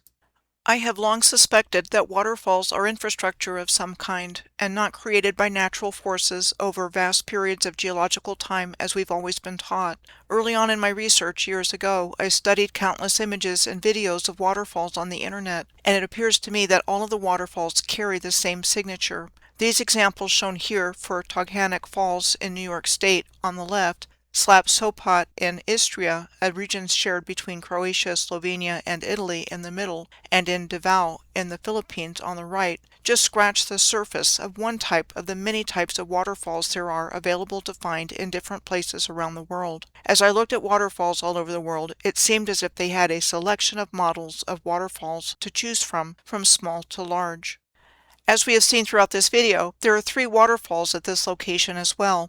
In addition to this one, there are 2 more waterfalls on Taughannock Creek in Taughannock Falls State Park, the Bikini Cascade, and the Lower Taughannock Falls. We are told that starting in the mid-1850s, Taughannock Falls became a tourist destination with railroads, steamboats, and hotels serving the region, like the Taughannock House Hotel. By 1925, tourism was failing, and the state of New York acquired the land to form a park that year, and that in the 1930s, the New Deal Works Progress Administration improved the roads and trails at the park. The Black Diamond Trail is a rail trail found at Taughannock Falls State Park that was once part of the Lehigh Valley Railroad route, whose Black Diamond Express once ran between Buffalo and New York City. Interesting to note that what became the Taughannock Falls State Park was noteworthy for the uncovering of the petrified body of a 7-foot or over 2-meter tall man when workmen were widening a carriage road near the Taughannock House Hotel in July of 1879. We are told that over 5,000 people paid a small admission fee to see the 800-pound or 363-kilogram giant, but that after a short time it was revealed to be a hoax perpetrated by the hotel's owner and 2 of his associates. The original giant was said to be damaged and lost, but local artists constructed a replica for the Tompkins Center for History and Culture in 2019.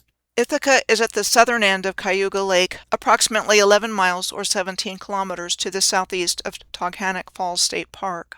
Ithaca is the home of Cornell University, an Ivy League research university founded in 1865, the same year the American Civil War ended. And Ithaca College, a private liberal arts college founded in 1892 as a conservatory of music, and particularly known for its media-related programs and entertainment programs. In our historical narrative, European settlement of Ithaca began in 1800, and in the 19th century it became a trans-shipping point for things like salt and gypsum. The town of Ithaca was organized and incorporated in 1821, and in 1834, the Ithaca and Oswego Railroad's first horse-drawn trains began service. The Ithaca and Oswego Railroad was reorganized as the Cayuga and Susquehanna Railroad in 1842. In 1956, this railroad's physical right-of-way was completely abandoned and later incorporated into the South Hill Recreation Way in Ithaca. Ithaca Falls is located in downtown Ithaca in a gorge on Fall Creek and is 150 feet or 46 meters high. Falls Creek makes its way through the campus of Cornell University. Beebe Lake and Trip Hammer Falls are some of its notable features. Beebe Lake is a reservoir that we are told was on land that was once forested swamp and needs to be dredged every 10 years to keep it from returning to wetlands. The Finger Lakes region, especially around Seneca Lake and Cayuga Lake, is an American viticultural area known for its grape growing and accounts for about 80% of New York State's wine production. Heading east from Cayuga Lake, we next come to Owasco Lake, with the city of Auburn at the northern end and Moravia and Montville Falls at the southern end. Owasco Lake was a popular vacation spot for the wealthy in the late 19th century and early 20th centuries. Railway service ran along the western side of the lake historically and was integral to the tourism boom on Owasco Lake, and the railway connected to steamboat services that took people to different resorts around the lake. The rail infrastructure that was once here is long gone. Auburn, at the northern end of Owasco Lake, was first settled by Europeans in 1793 and was incorporated as a village in 1815 and chartered as a city in 1848, and only a few miles from the Erie Canal, allowing local factories to inexpensively ship goods. We are told the Southern Central Railroad completed a line through Auburn, financed by the Lehigh Valley Railroad, to carry anthracite coal from Athens, Pennsylvania, to Fairhaven, where there were shipping wharves on Lake Ontario. Anthracite coal was a primary energy source at the time. In our historical narrative, the anthracite region in Pennsylvania was where the story of where America was built began. Anthracite coal is the purest form of coal, and this region contains most of the world's supply of anthracite coal. Today, the anthracite region in northeastern Pennsylvania is considered one of the largest concentrations of disturbed terrain in the world, with billions of tons of debris found in the landscape of abandoned strip mines, and this region has among the highest poverty and unemployment rates in the United States, with job loss from the decrease in coal mining and the outmigration of people because of it.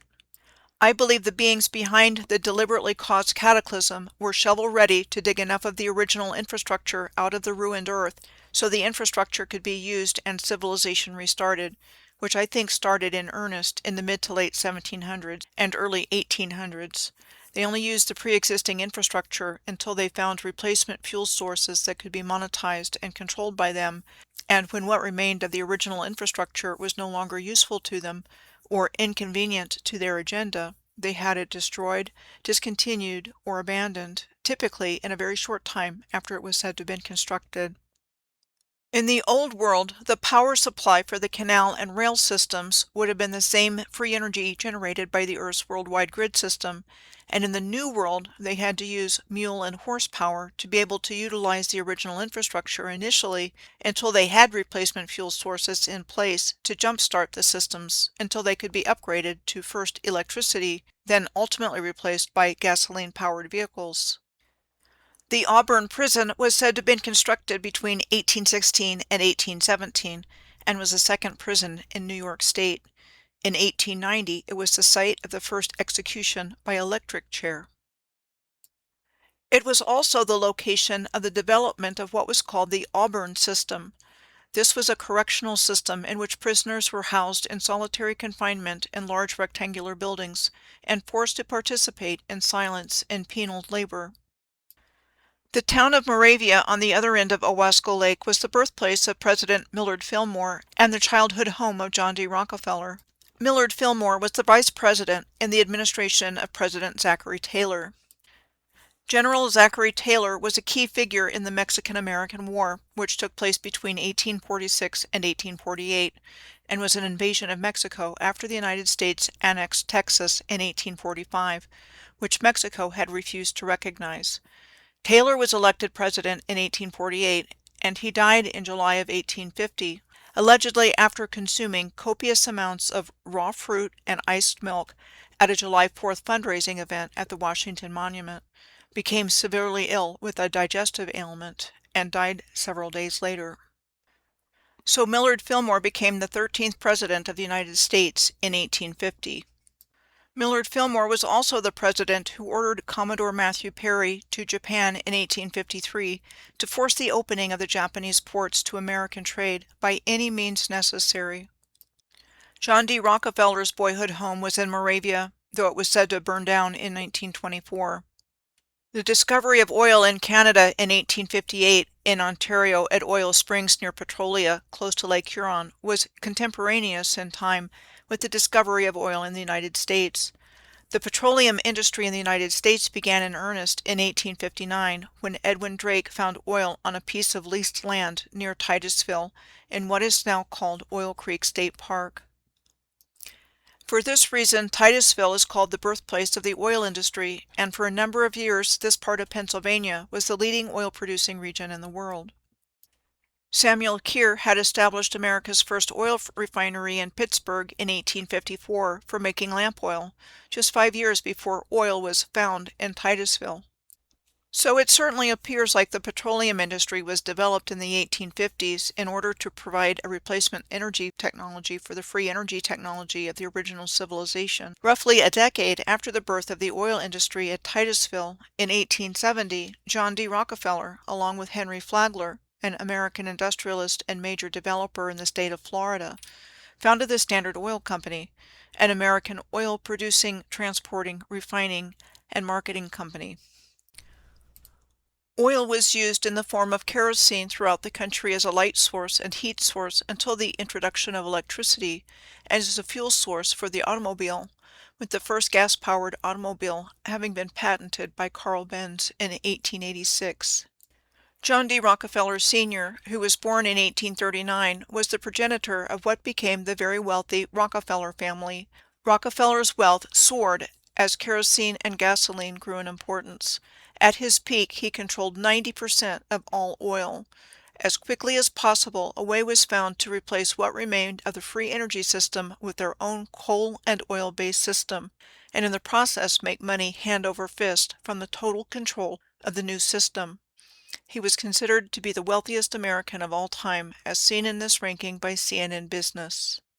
Montvale Falls and Decker Creek Falls are on private property to the northeast of Moravia, and Fillmore Glen has deep gorges and 5 waterfalls and is located to the southeast of Moravia. Invariably, I'm finding more waterfalls in a given location than what I was initially looking to find from the information I had available.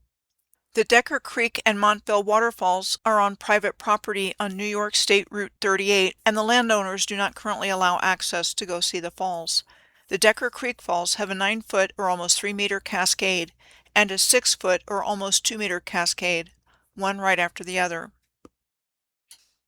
The Montvale Falls are on Dresserville Creek and are 60 feet or almost 19 meters high. Fillmore Glen State Park, located to the southeast of Moravia, has deep gorges, hiking trails, and 5 waterfalls. It also has what we are told is a replica of President Millard Fillmore's boyhood log cabin, as the park is approximately 5 miles or 8 kilometers from where he was born. Also, in our official narrative, the trails and infrastructure of Fillmore Glen were created and enhanced by the Civilian Conservation Corps in the 1930s. The Fillmore Glen State Park is just to the east of New York State Route 38 and just to the south of its junction with New York State Route 38A in Moravia, where they go around Owasco Lake, New York 38 on the west side, and New York 38A on the east side. So New York routes 38 and 38A intersect at Moravia. New York State Route 38 is another north-south highway and starts at Oswego near Pennsylvania at the southern end, and at Sterling on the northern end, within 4 miles or 6 kilometers of Lake Ontario. New York State Route 38 connects Moravia at the intersection with New York 38 and downtown Auburn at a junction with US 20 and New York 5. New York 38A runs between Owasco Lake and Skaneateles Lake. Places of interest on or near New York 38A on this Google Maps screenshot in between the 2 lakes are the Dutch Hollow Country Club, the Bahar Preserve and Carpenter's Falls, the Bear Swamp State Park, the Frozen Ocean State Forest, the Owasco Bluffs Nature Preserve, and the Owasco Flats Preserve Access. The Dutch Hollow Country Club, right in between the two lakes, is an 18-hole public country club. The Bahar Nature Preserve is on 53 acres or 21 hectares of hemlock trees and other northern hardwood trees that is part of a larger forest block of old-growth trees that fills the Bear Swamp Creek Gorge. The Carpenter Falls State Unique Area is adjacent to the Bahar Nature Preserve. The Carpenter Falls State Unique Area is described as a 37-acre or 15-hectare area for recreation and watershed protection. There are 4 waterfalls here, and 2 of them are directly accessible, the Carpenter Falls and Angel Falls. Carpenter Falls is a 90-foot or 27-meter high waterfall. Angel Falls, also known as the Lower Carpenter Falls, cascade from a 62-foot or 19-meter drop.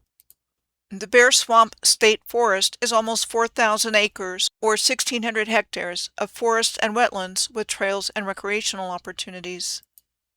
The interestingly named Frozen Ocean State Forest on New York 38A is said to have received its name because during the winter season, extremely cold winds sweep across the land, turning the woods into frozen forests. Like Bear Swamp, Frozen Ocean has trails and numerous recreational opportunities. The Owasco Bluffs Nature Preserve is accessible by way of Rockefeller Road. Rockefeller Road goes up the east side of Owasco Lake at the junction of New York 38 and New York 38A and connects again with New York 38A a little over halfway up the lakeshore. The Owasco Bluffs Nature Preserve features forested bluffs overlooking wetlands, meadows, and a rugged gorge, and some hiking trails. The Owasco Flats Preserve access is at the southern end of Owasco Lake off of New York 38 that is considered a floodplain and marshland, with hiking, birding, fishing, and paddling opportunities. From what I could find out in information about the Owasco Flats, the Lehigh Valley Railroad came through the area, and as a matter of fact, just up New York 38 is a location of the old Wyckoff Station, almost directly across from the Owasco Bluffs Nature Preserve on the other side of Owasco Lake. The Wyckoff Station is an abandoned train stop on the Lehigh Valley Railroad that was converted into a boathouse. I will continue to bring forward examples of findings like these as I work my way through the different areas that I look at in this video, but I want to take my leave of the Finger Lakes region as I head back up to the south shore of Lake Ontario. Before I do that, I want to share some thoughts about the Finger Lakes, as I think there's something that has been quite hidden from us about them. Given their long and narrow appearance, it's not hard to visualize the Finger Lakes, and this whole region for that matter, as once having been giant tree roots.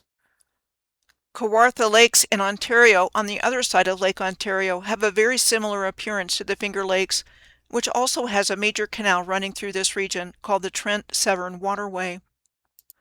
The Trent-Severn Waterway is a 240-mile or 386-kilometer long canal route that connects Lake Ontario at Trenton to Lake Huron's Georgian Bay at Port Severn. It has been called one of the finest interconnected systems of navigation in the world. We are told that canal construction started in 1833 and it was completed by 1920, when the first complete transit of the waterway took place in July of that year.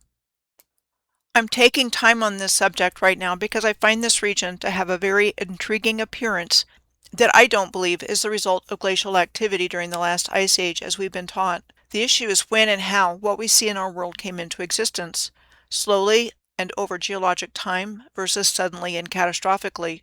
Academia supports uniformitarianism without question as the only explanation for what we see in today's world, but I believe there is plenty of evidence to support my working belief that what we see in our world today came into existence suddenly and catastrophically, and not that long ago, both in what we would call the natural world and in all of the things that don't add up in our historical narrative.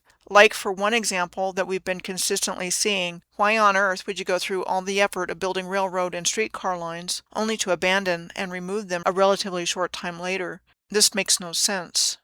Here is a comparison of the ridge-like appearance of the Appalachian Mountains with the ridge-like appearance of the root system of a large tree on the bottom right. I had occasion to look at what is found along the same stretch of highway, U.S. Highway Route 219, between the boggy Black Mopshannon State Park near State College, Pennsylvania, and the bogs at Cranberry Glades Botanical Area near White Sulphur Springs in West Virginia, when I was doing research last year for On the Trail of Giants in Appalachia and beyond.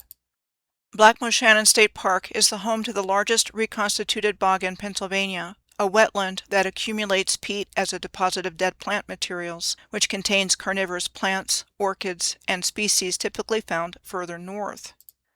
Cranberry Glades, protected in the Cranberry Glades Botanical Area, are a cluster of 5 separate boreal-type bogs in southwestern Pocahontas County in West Virginia, and like Black Moshannon State Park, species are found at both these locations that are typically further north. That both of these boglands have species typically found further north may signify some kind of north-to-south movement of land through this geographic region in the Appalachian Mountains. Here is a comparison of the intriguing appearance of the landscape here as seen from Google Earth on the left compared with photos of mudflows on the right. US 219, upon which both of these places are located, was said to follow what was known as the Seneca Trail, a network of trails of unknown age used by indigenous Americans for commerce, trading, and communication. The Seneca Trail ran through the Appalachian Valley from what was to become Upper New York State and went well into Alabama, though they are described to us in our historical narrative strictly as footpaths. What we are told is that by the time the land was settled by Europeans, starting in the 18th century, it was largely abandoned by its previous inhabitants. There was an online article posted on the CNN website in 2019 about what was described as the finding of the root system of the world's oldest forest of fossilized trees in an abandoned quarry in Upper New York State near Cairo, New York. The Finger Lakes region of New York State is in between Buffalo to the west of it and Cairo to the east. The team investigating the site after its discovery hypothesized that the forest was killed in a catastrophic flood and dated the forest itself back to 385 million years ago.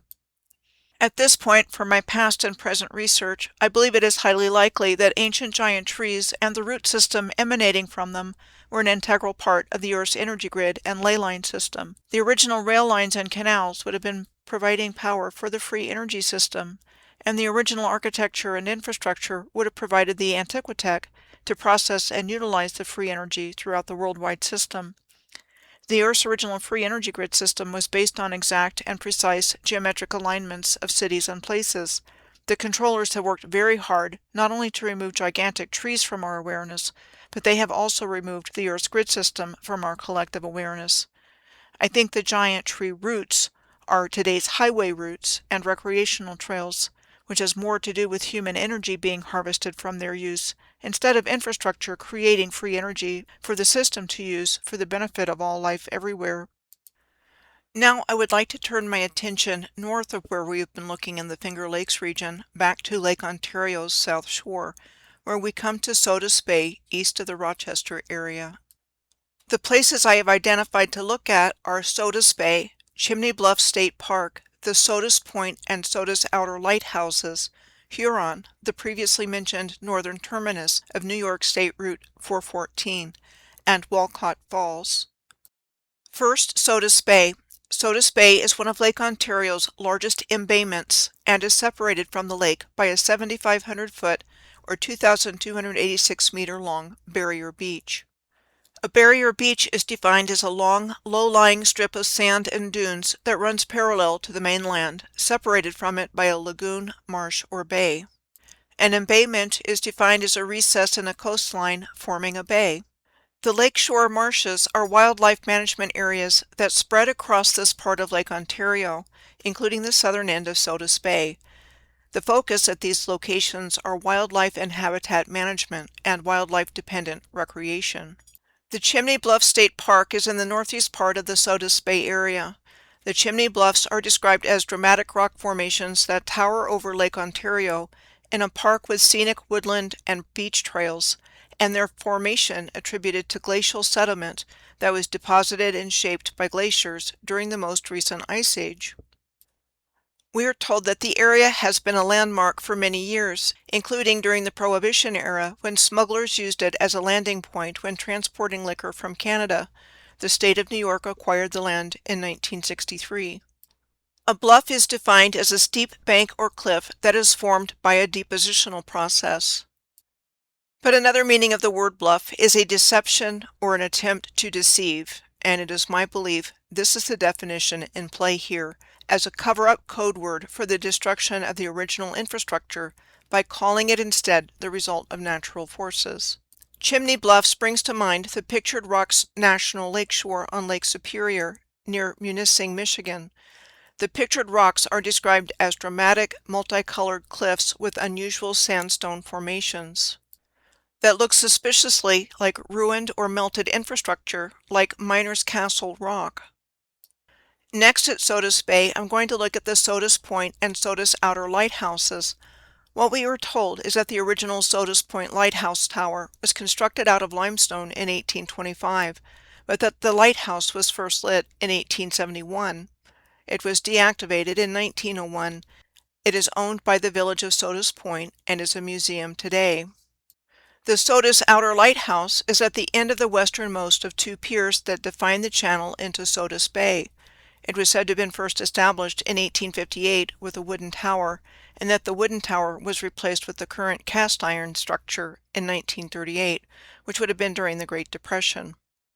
Like the Sodus Outer Lighthouse, I have consistently found lighthouses in the Great Lakes region and around the world as having alignments with what is going on in the heavens above, with the sun, the moon,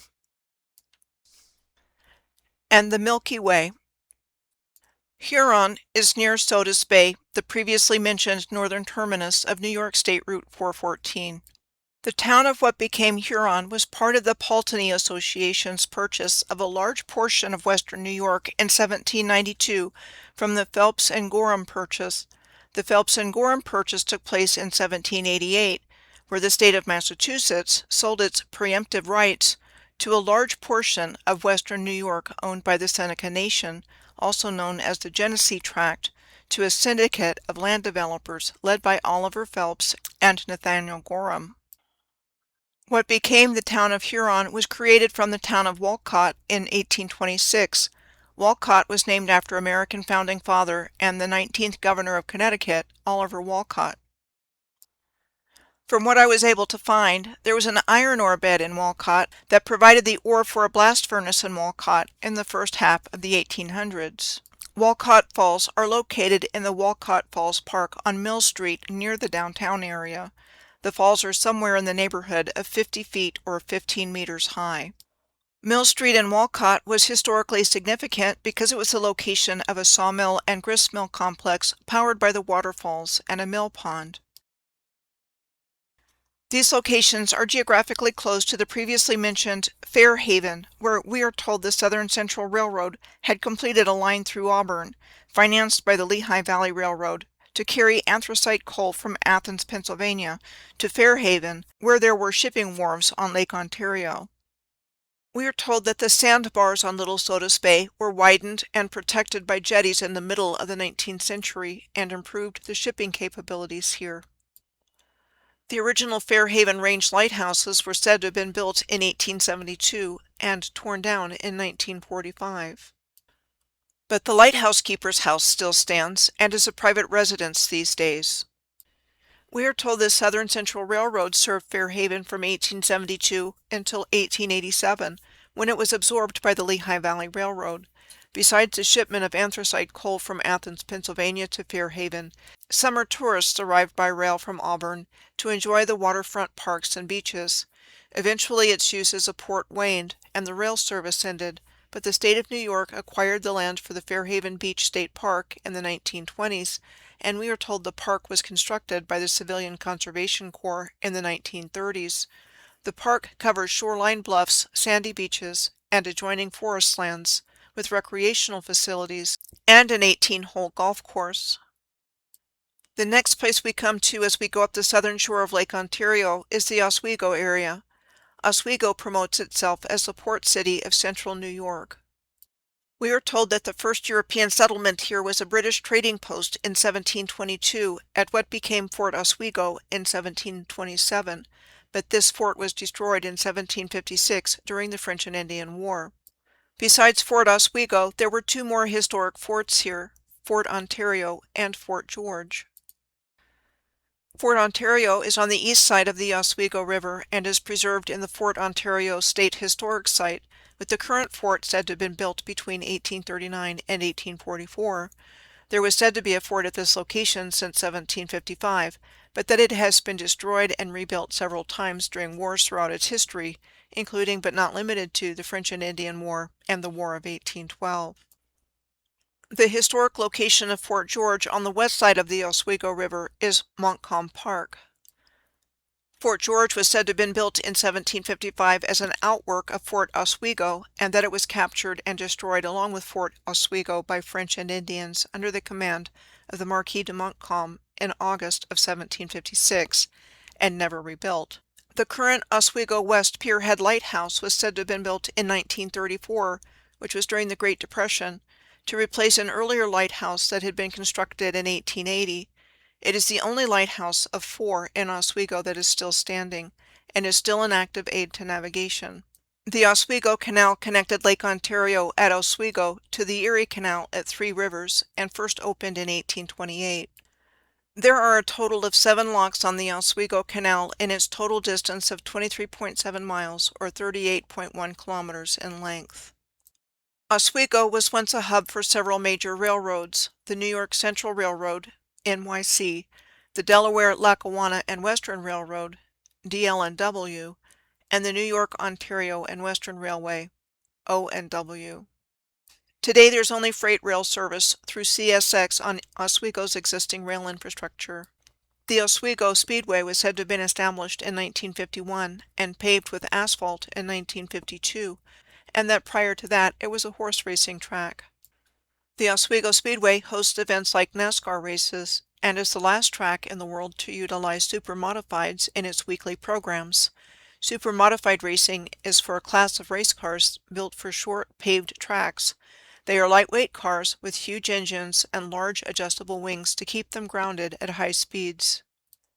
The Oswego County Airport is located to the southeast of the Oswego Speedway in a linear relationship a relatively short distance away, a relationship between racetracks and airports found in many places.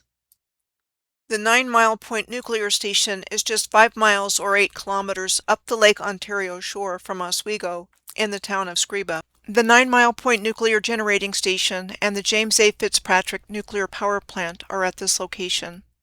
In the last part of this series on the Ontario side of Lake Huron, I came across the Bruce Power Nuclear Plant near Kincardine and the Point Elgin Beach. Interesting to find nuclear power plants right on the edge of water, and brings to mind my consistent research findings of nuclear plants in odd locations, including wetlands. I tend to think nuclear energy was a pre-existing technology too, like everything else I've been talking about that we've always been told came about in modern times. The next places I'm going to take a look at moving up along the southern shore of Lake Ontario are the Selkirk/Salmon River Lighthouse and the Salmon River Falls. First, the Selkirk/Salmon River Lighthouse. The Selkirk Lighthouse is located at the mouth of the Salmon River near Pulaski, New York. It was said to have been constructed in 1838 by local contractors.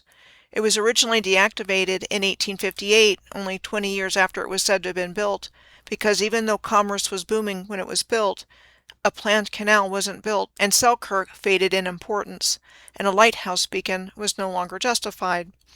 Then in 1989, the Coast Guard installed a solar light in the lantern room, and it was reactivated as a Class II navigation aid. The village of Pulaski is located on U.S. Highway Route 11 and adjacent to Interstate 81. This part of New York State lies in the snow belt, which is characterized by heavy lake-effect snowfalls and long winters, typically between mid-November and mid-April. Historically, there were a lot of mills and factories in Pulaski, with an estimated 120 that came and went, from wood mills to iron works.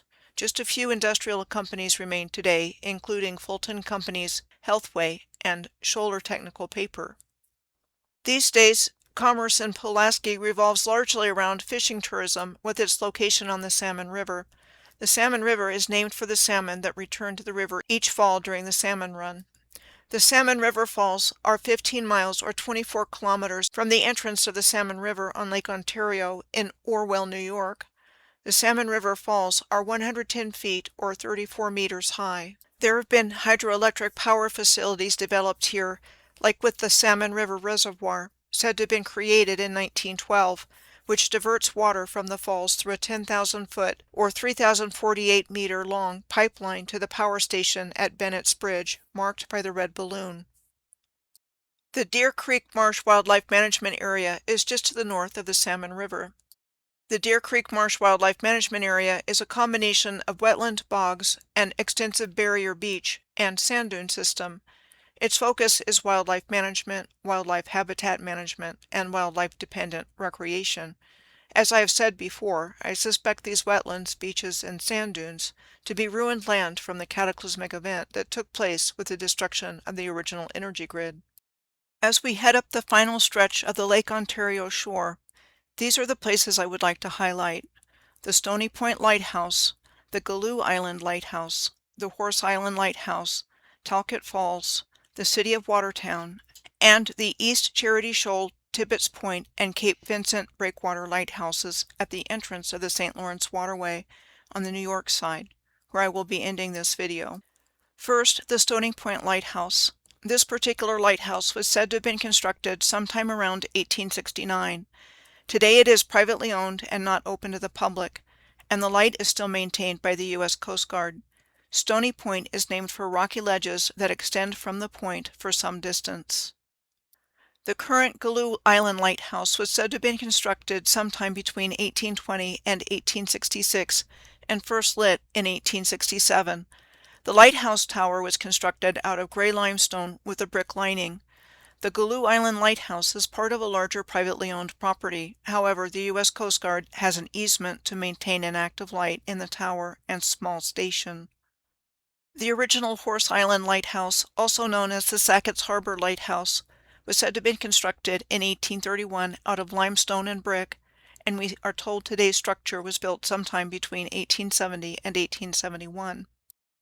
We are told that during the War of 1812, the British used Horse Island as a staging area before the Battle of Sackett's Harbor, in which the British wanted to capture the town of Sackett's Harbor, which was the main dockyard for the American Naval Squadron on Lake Ontario.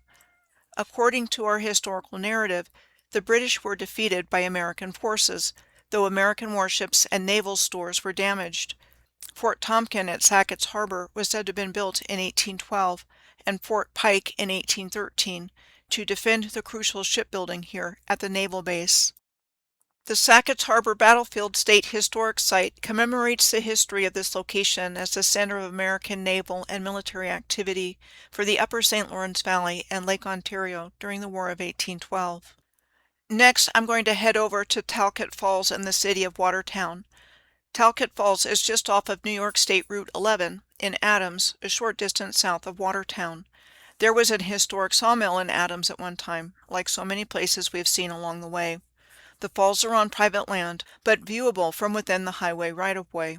The Talcott Falls are 35 feet or 11 meters high. They are on Stony Creek, which is a tributary of the Black River. Watertown is approximately 25 miles or 40 kilometers south of the Thousand Islands on the Black River, about 5 miles or 8 kilometers east of where it flows into Lake Ontario. We are told that Watertown was first surveyed in 1795 and that it was settled in 1800 due to the abundant hydropower the Black River provided, like the Great Falls in Watertown. Also known as the Watertown Falls, you can get there by way of Mill Street from Public Square at the intersection with Main Street. Again, like in all the other places we've seen with waterfalls in the 19th century, Watertown was no exception to having had numerous mills at these locations, to include but not limited to grist mills and paper mills. It boomed for many years as an industrial center for upstate New York. The Paddock Arcade is described as a 19th century shopping mall in Watertown that was built in 1850 in the Gothic and Italianate styles, and is the oldest continuously operating indoor shopping mall in the United States. The Roswell P. Flower Memorial Library in Watertown was said to have been built in 1903 and 1904 and opened on January 4th of 1905 and donated as a memorial to the 30th governor of New York by his daughter. Thompson Park is on a hill on the southeastern side of Watertown. Thompson Park was said to be an Olmsted creation, and in this case, Frederick Law Olmsted's nephew and adopted son, John Olmsted, and donated to the city by the industrialist John C. Thompson in 1899. It features things like a golf course, a zoo, stone pavilions and stone stairways, and the Thompson Park Vortex in between the golf course and the zoo. The Thompson Park Vortex is said to be a time vortex that has transported people to another part of the park or caused them to disappear and reappear later, or where apparitions have been seen or unexplained noises heard. A viewer sent me this information about Thompson Park a while back and photos of the stonework around the hill. She wrote, "Around 2009, when I heard about ley lines, I wondered if maybe I lived near one. I googled the nearest ley line and found that Thompson Park was built on a ley line. This is in Watertown, New York, which is very close. Watertown had more millionaires living there at the beginning of the 19th century than any city in the country. The Dulles brothers, John Foster Dulles and Allen Dulles, were born and raised in this area. Thompson Park is built on a very high hill and was considered the most haunted area in the world at one time. A vortex of some sort has had people disappear and then reappear after a few weeks thinking they'd only been gone a few hours. This occurred in the late 1800s, I believe. I have always thought there was so much more there, like a magnificent castle or something. The entrance to and the exit from the park are just too elaborate to have been only a park. The stone pillars pretty much surround the exit and surround the hill. The little stone houses, they say, were latrines. The stonework is unreal. The steps of the entrance ascend to an area which seems to be missing the roof of a building no longer there. Remnants of something divine everywhere. Walking around the base of the park, you can hear water flowing inside the hill. Very fascinating. Next, the Watertown International Airport is to the west of the city, and to the north and northeast of the city there are several raceways and speedways, Fort Drum, and the 10th Combat Aviation Brigade. Route 342 Karts and More is a recreation site with go-karts and mini-golf. The Evans Mills Raceway is an asphalt oval raceway located on U.S. Route 11 that hosts auto racing on Saturday nights throughout the summer. The Can-Am Speedway is a dirt oval raceway in Lafargeville, New York, on New York State Route 411 near the entrance to the St. Lawrence Waterway and the Thousand Islands, and draws competitors and fans from both sides of the border. The Can-Am Speedway offers auto racing every Friday night throughout the summer season. Fort Drum and the 10th Combat Aviation Brigade and its airfield are just to the east of the location of Route 342 Karts and Evans Mills Raceway racing tracks. Fort Drum is a United States Army military installation and home to the 10th Mountain Light Infantry Division. The testing of Agent Orange began on more than 1,000 acres or 405 hectares of what was then Camp Drum in 1959. Several communities, including Fort Drum, near Agent Orange manufacturing and storage sites, continue to report dioxin levels above recommended safety standards.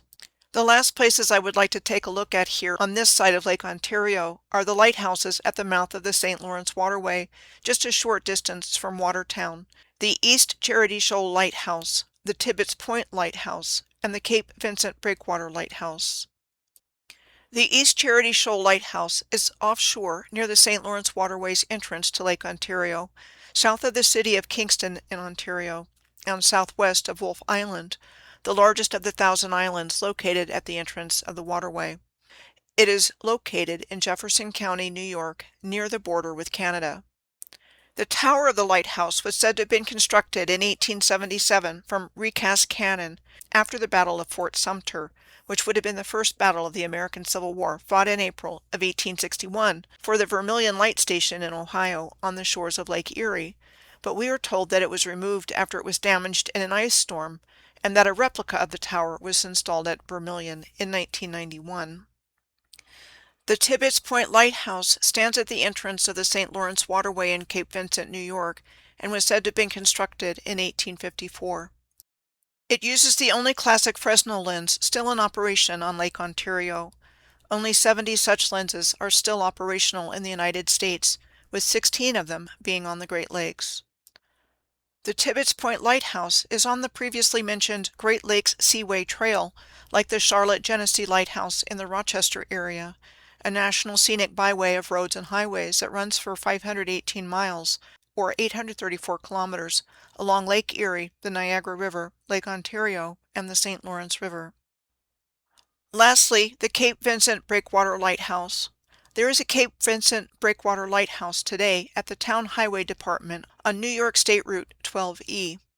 Historically, there were two lighthouses on the breakwater protecting the town of Cape Vincent.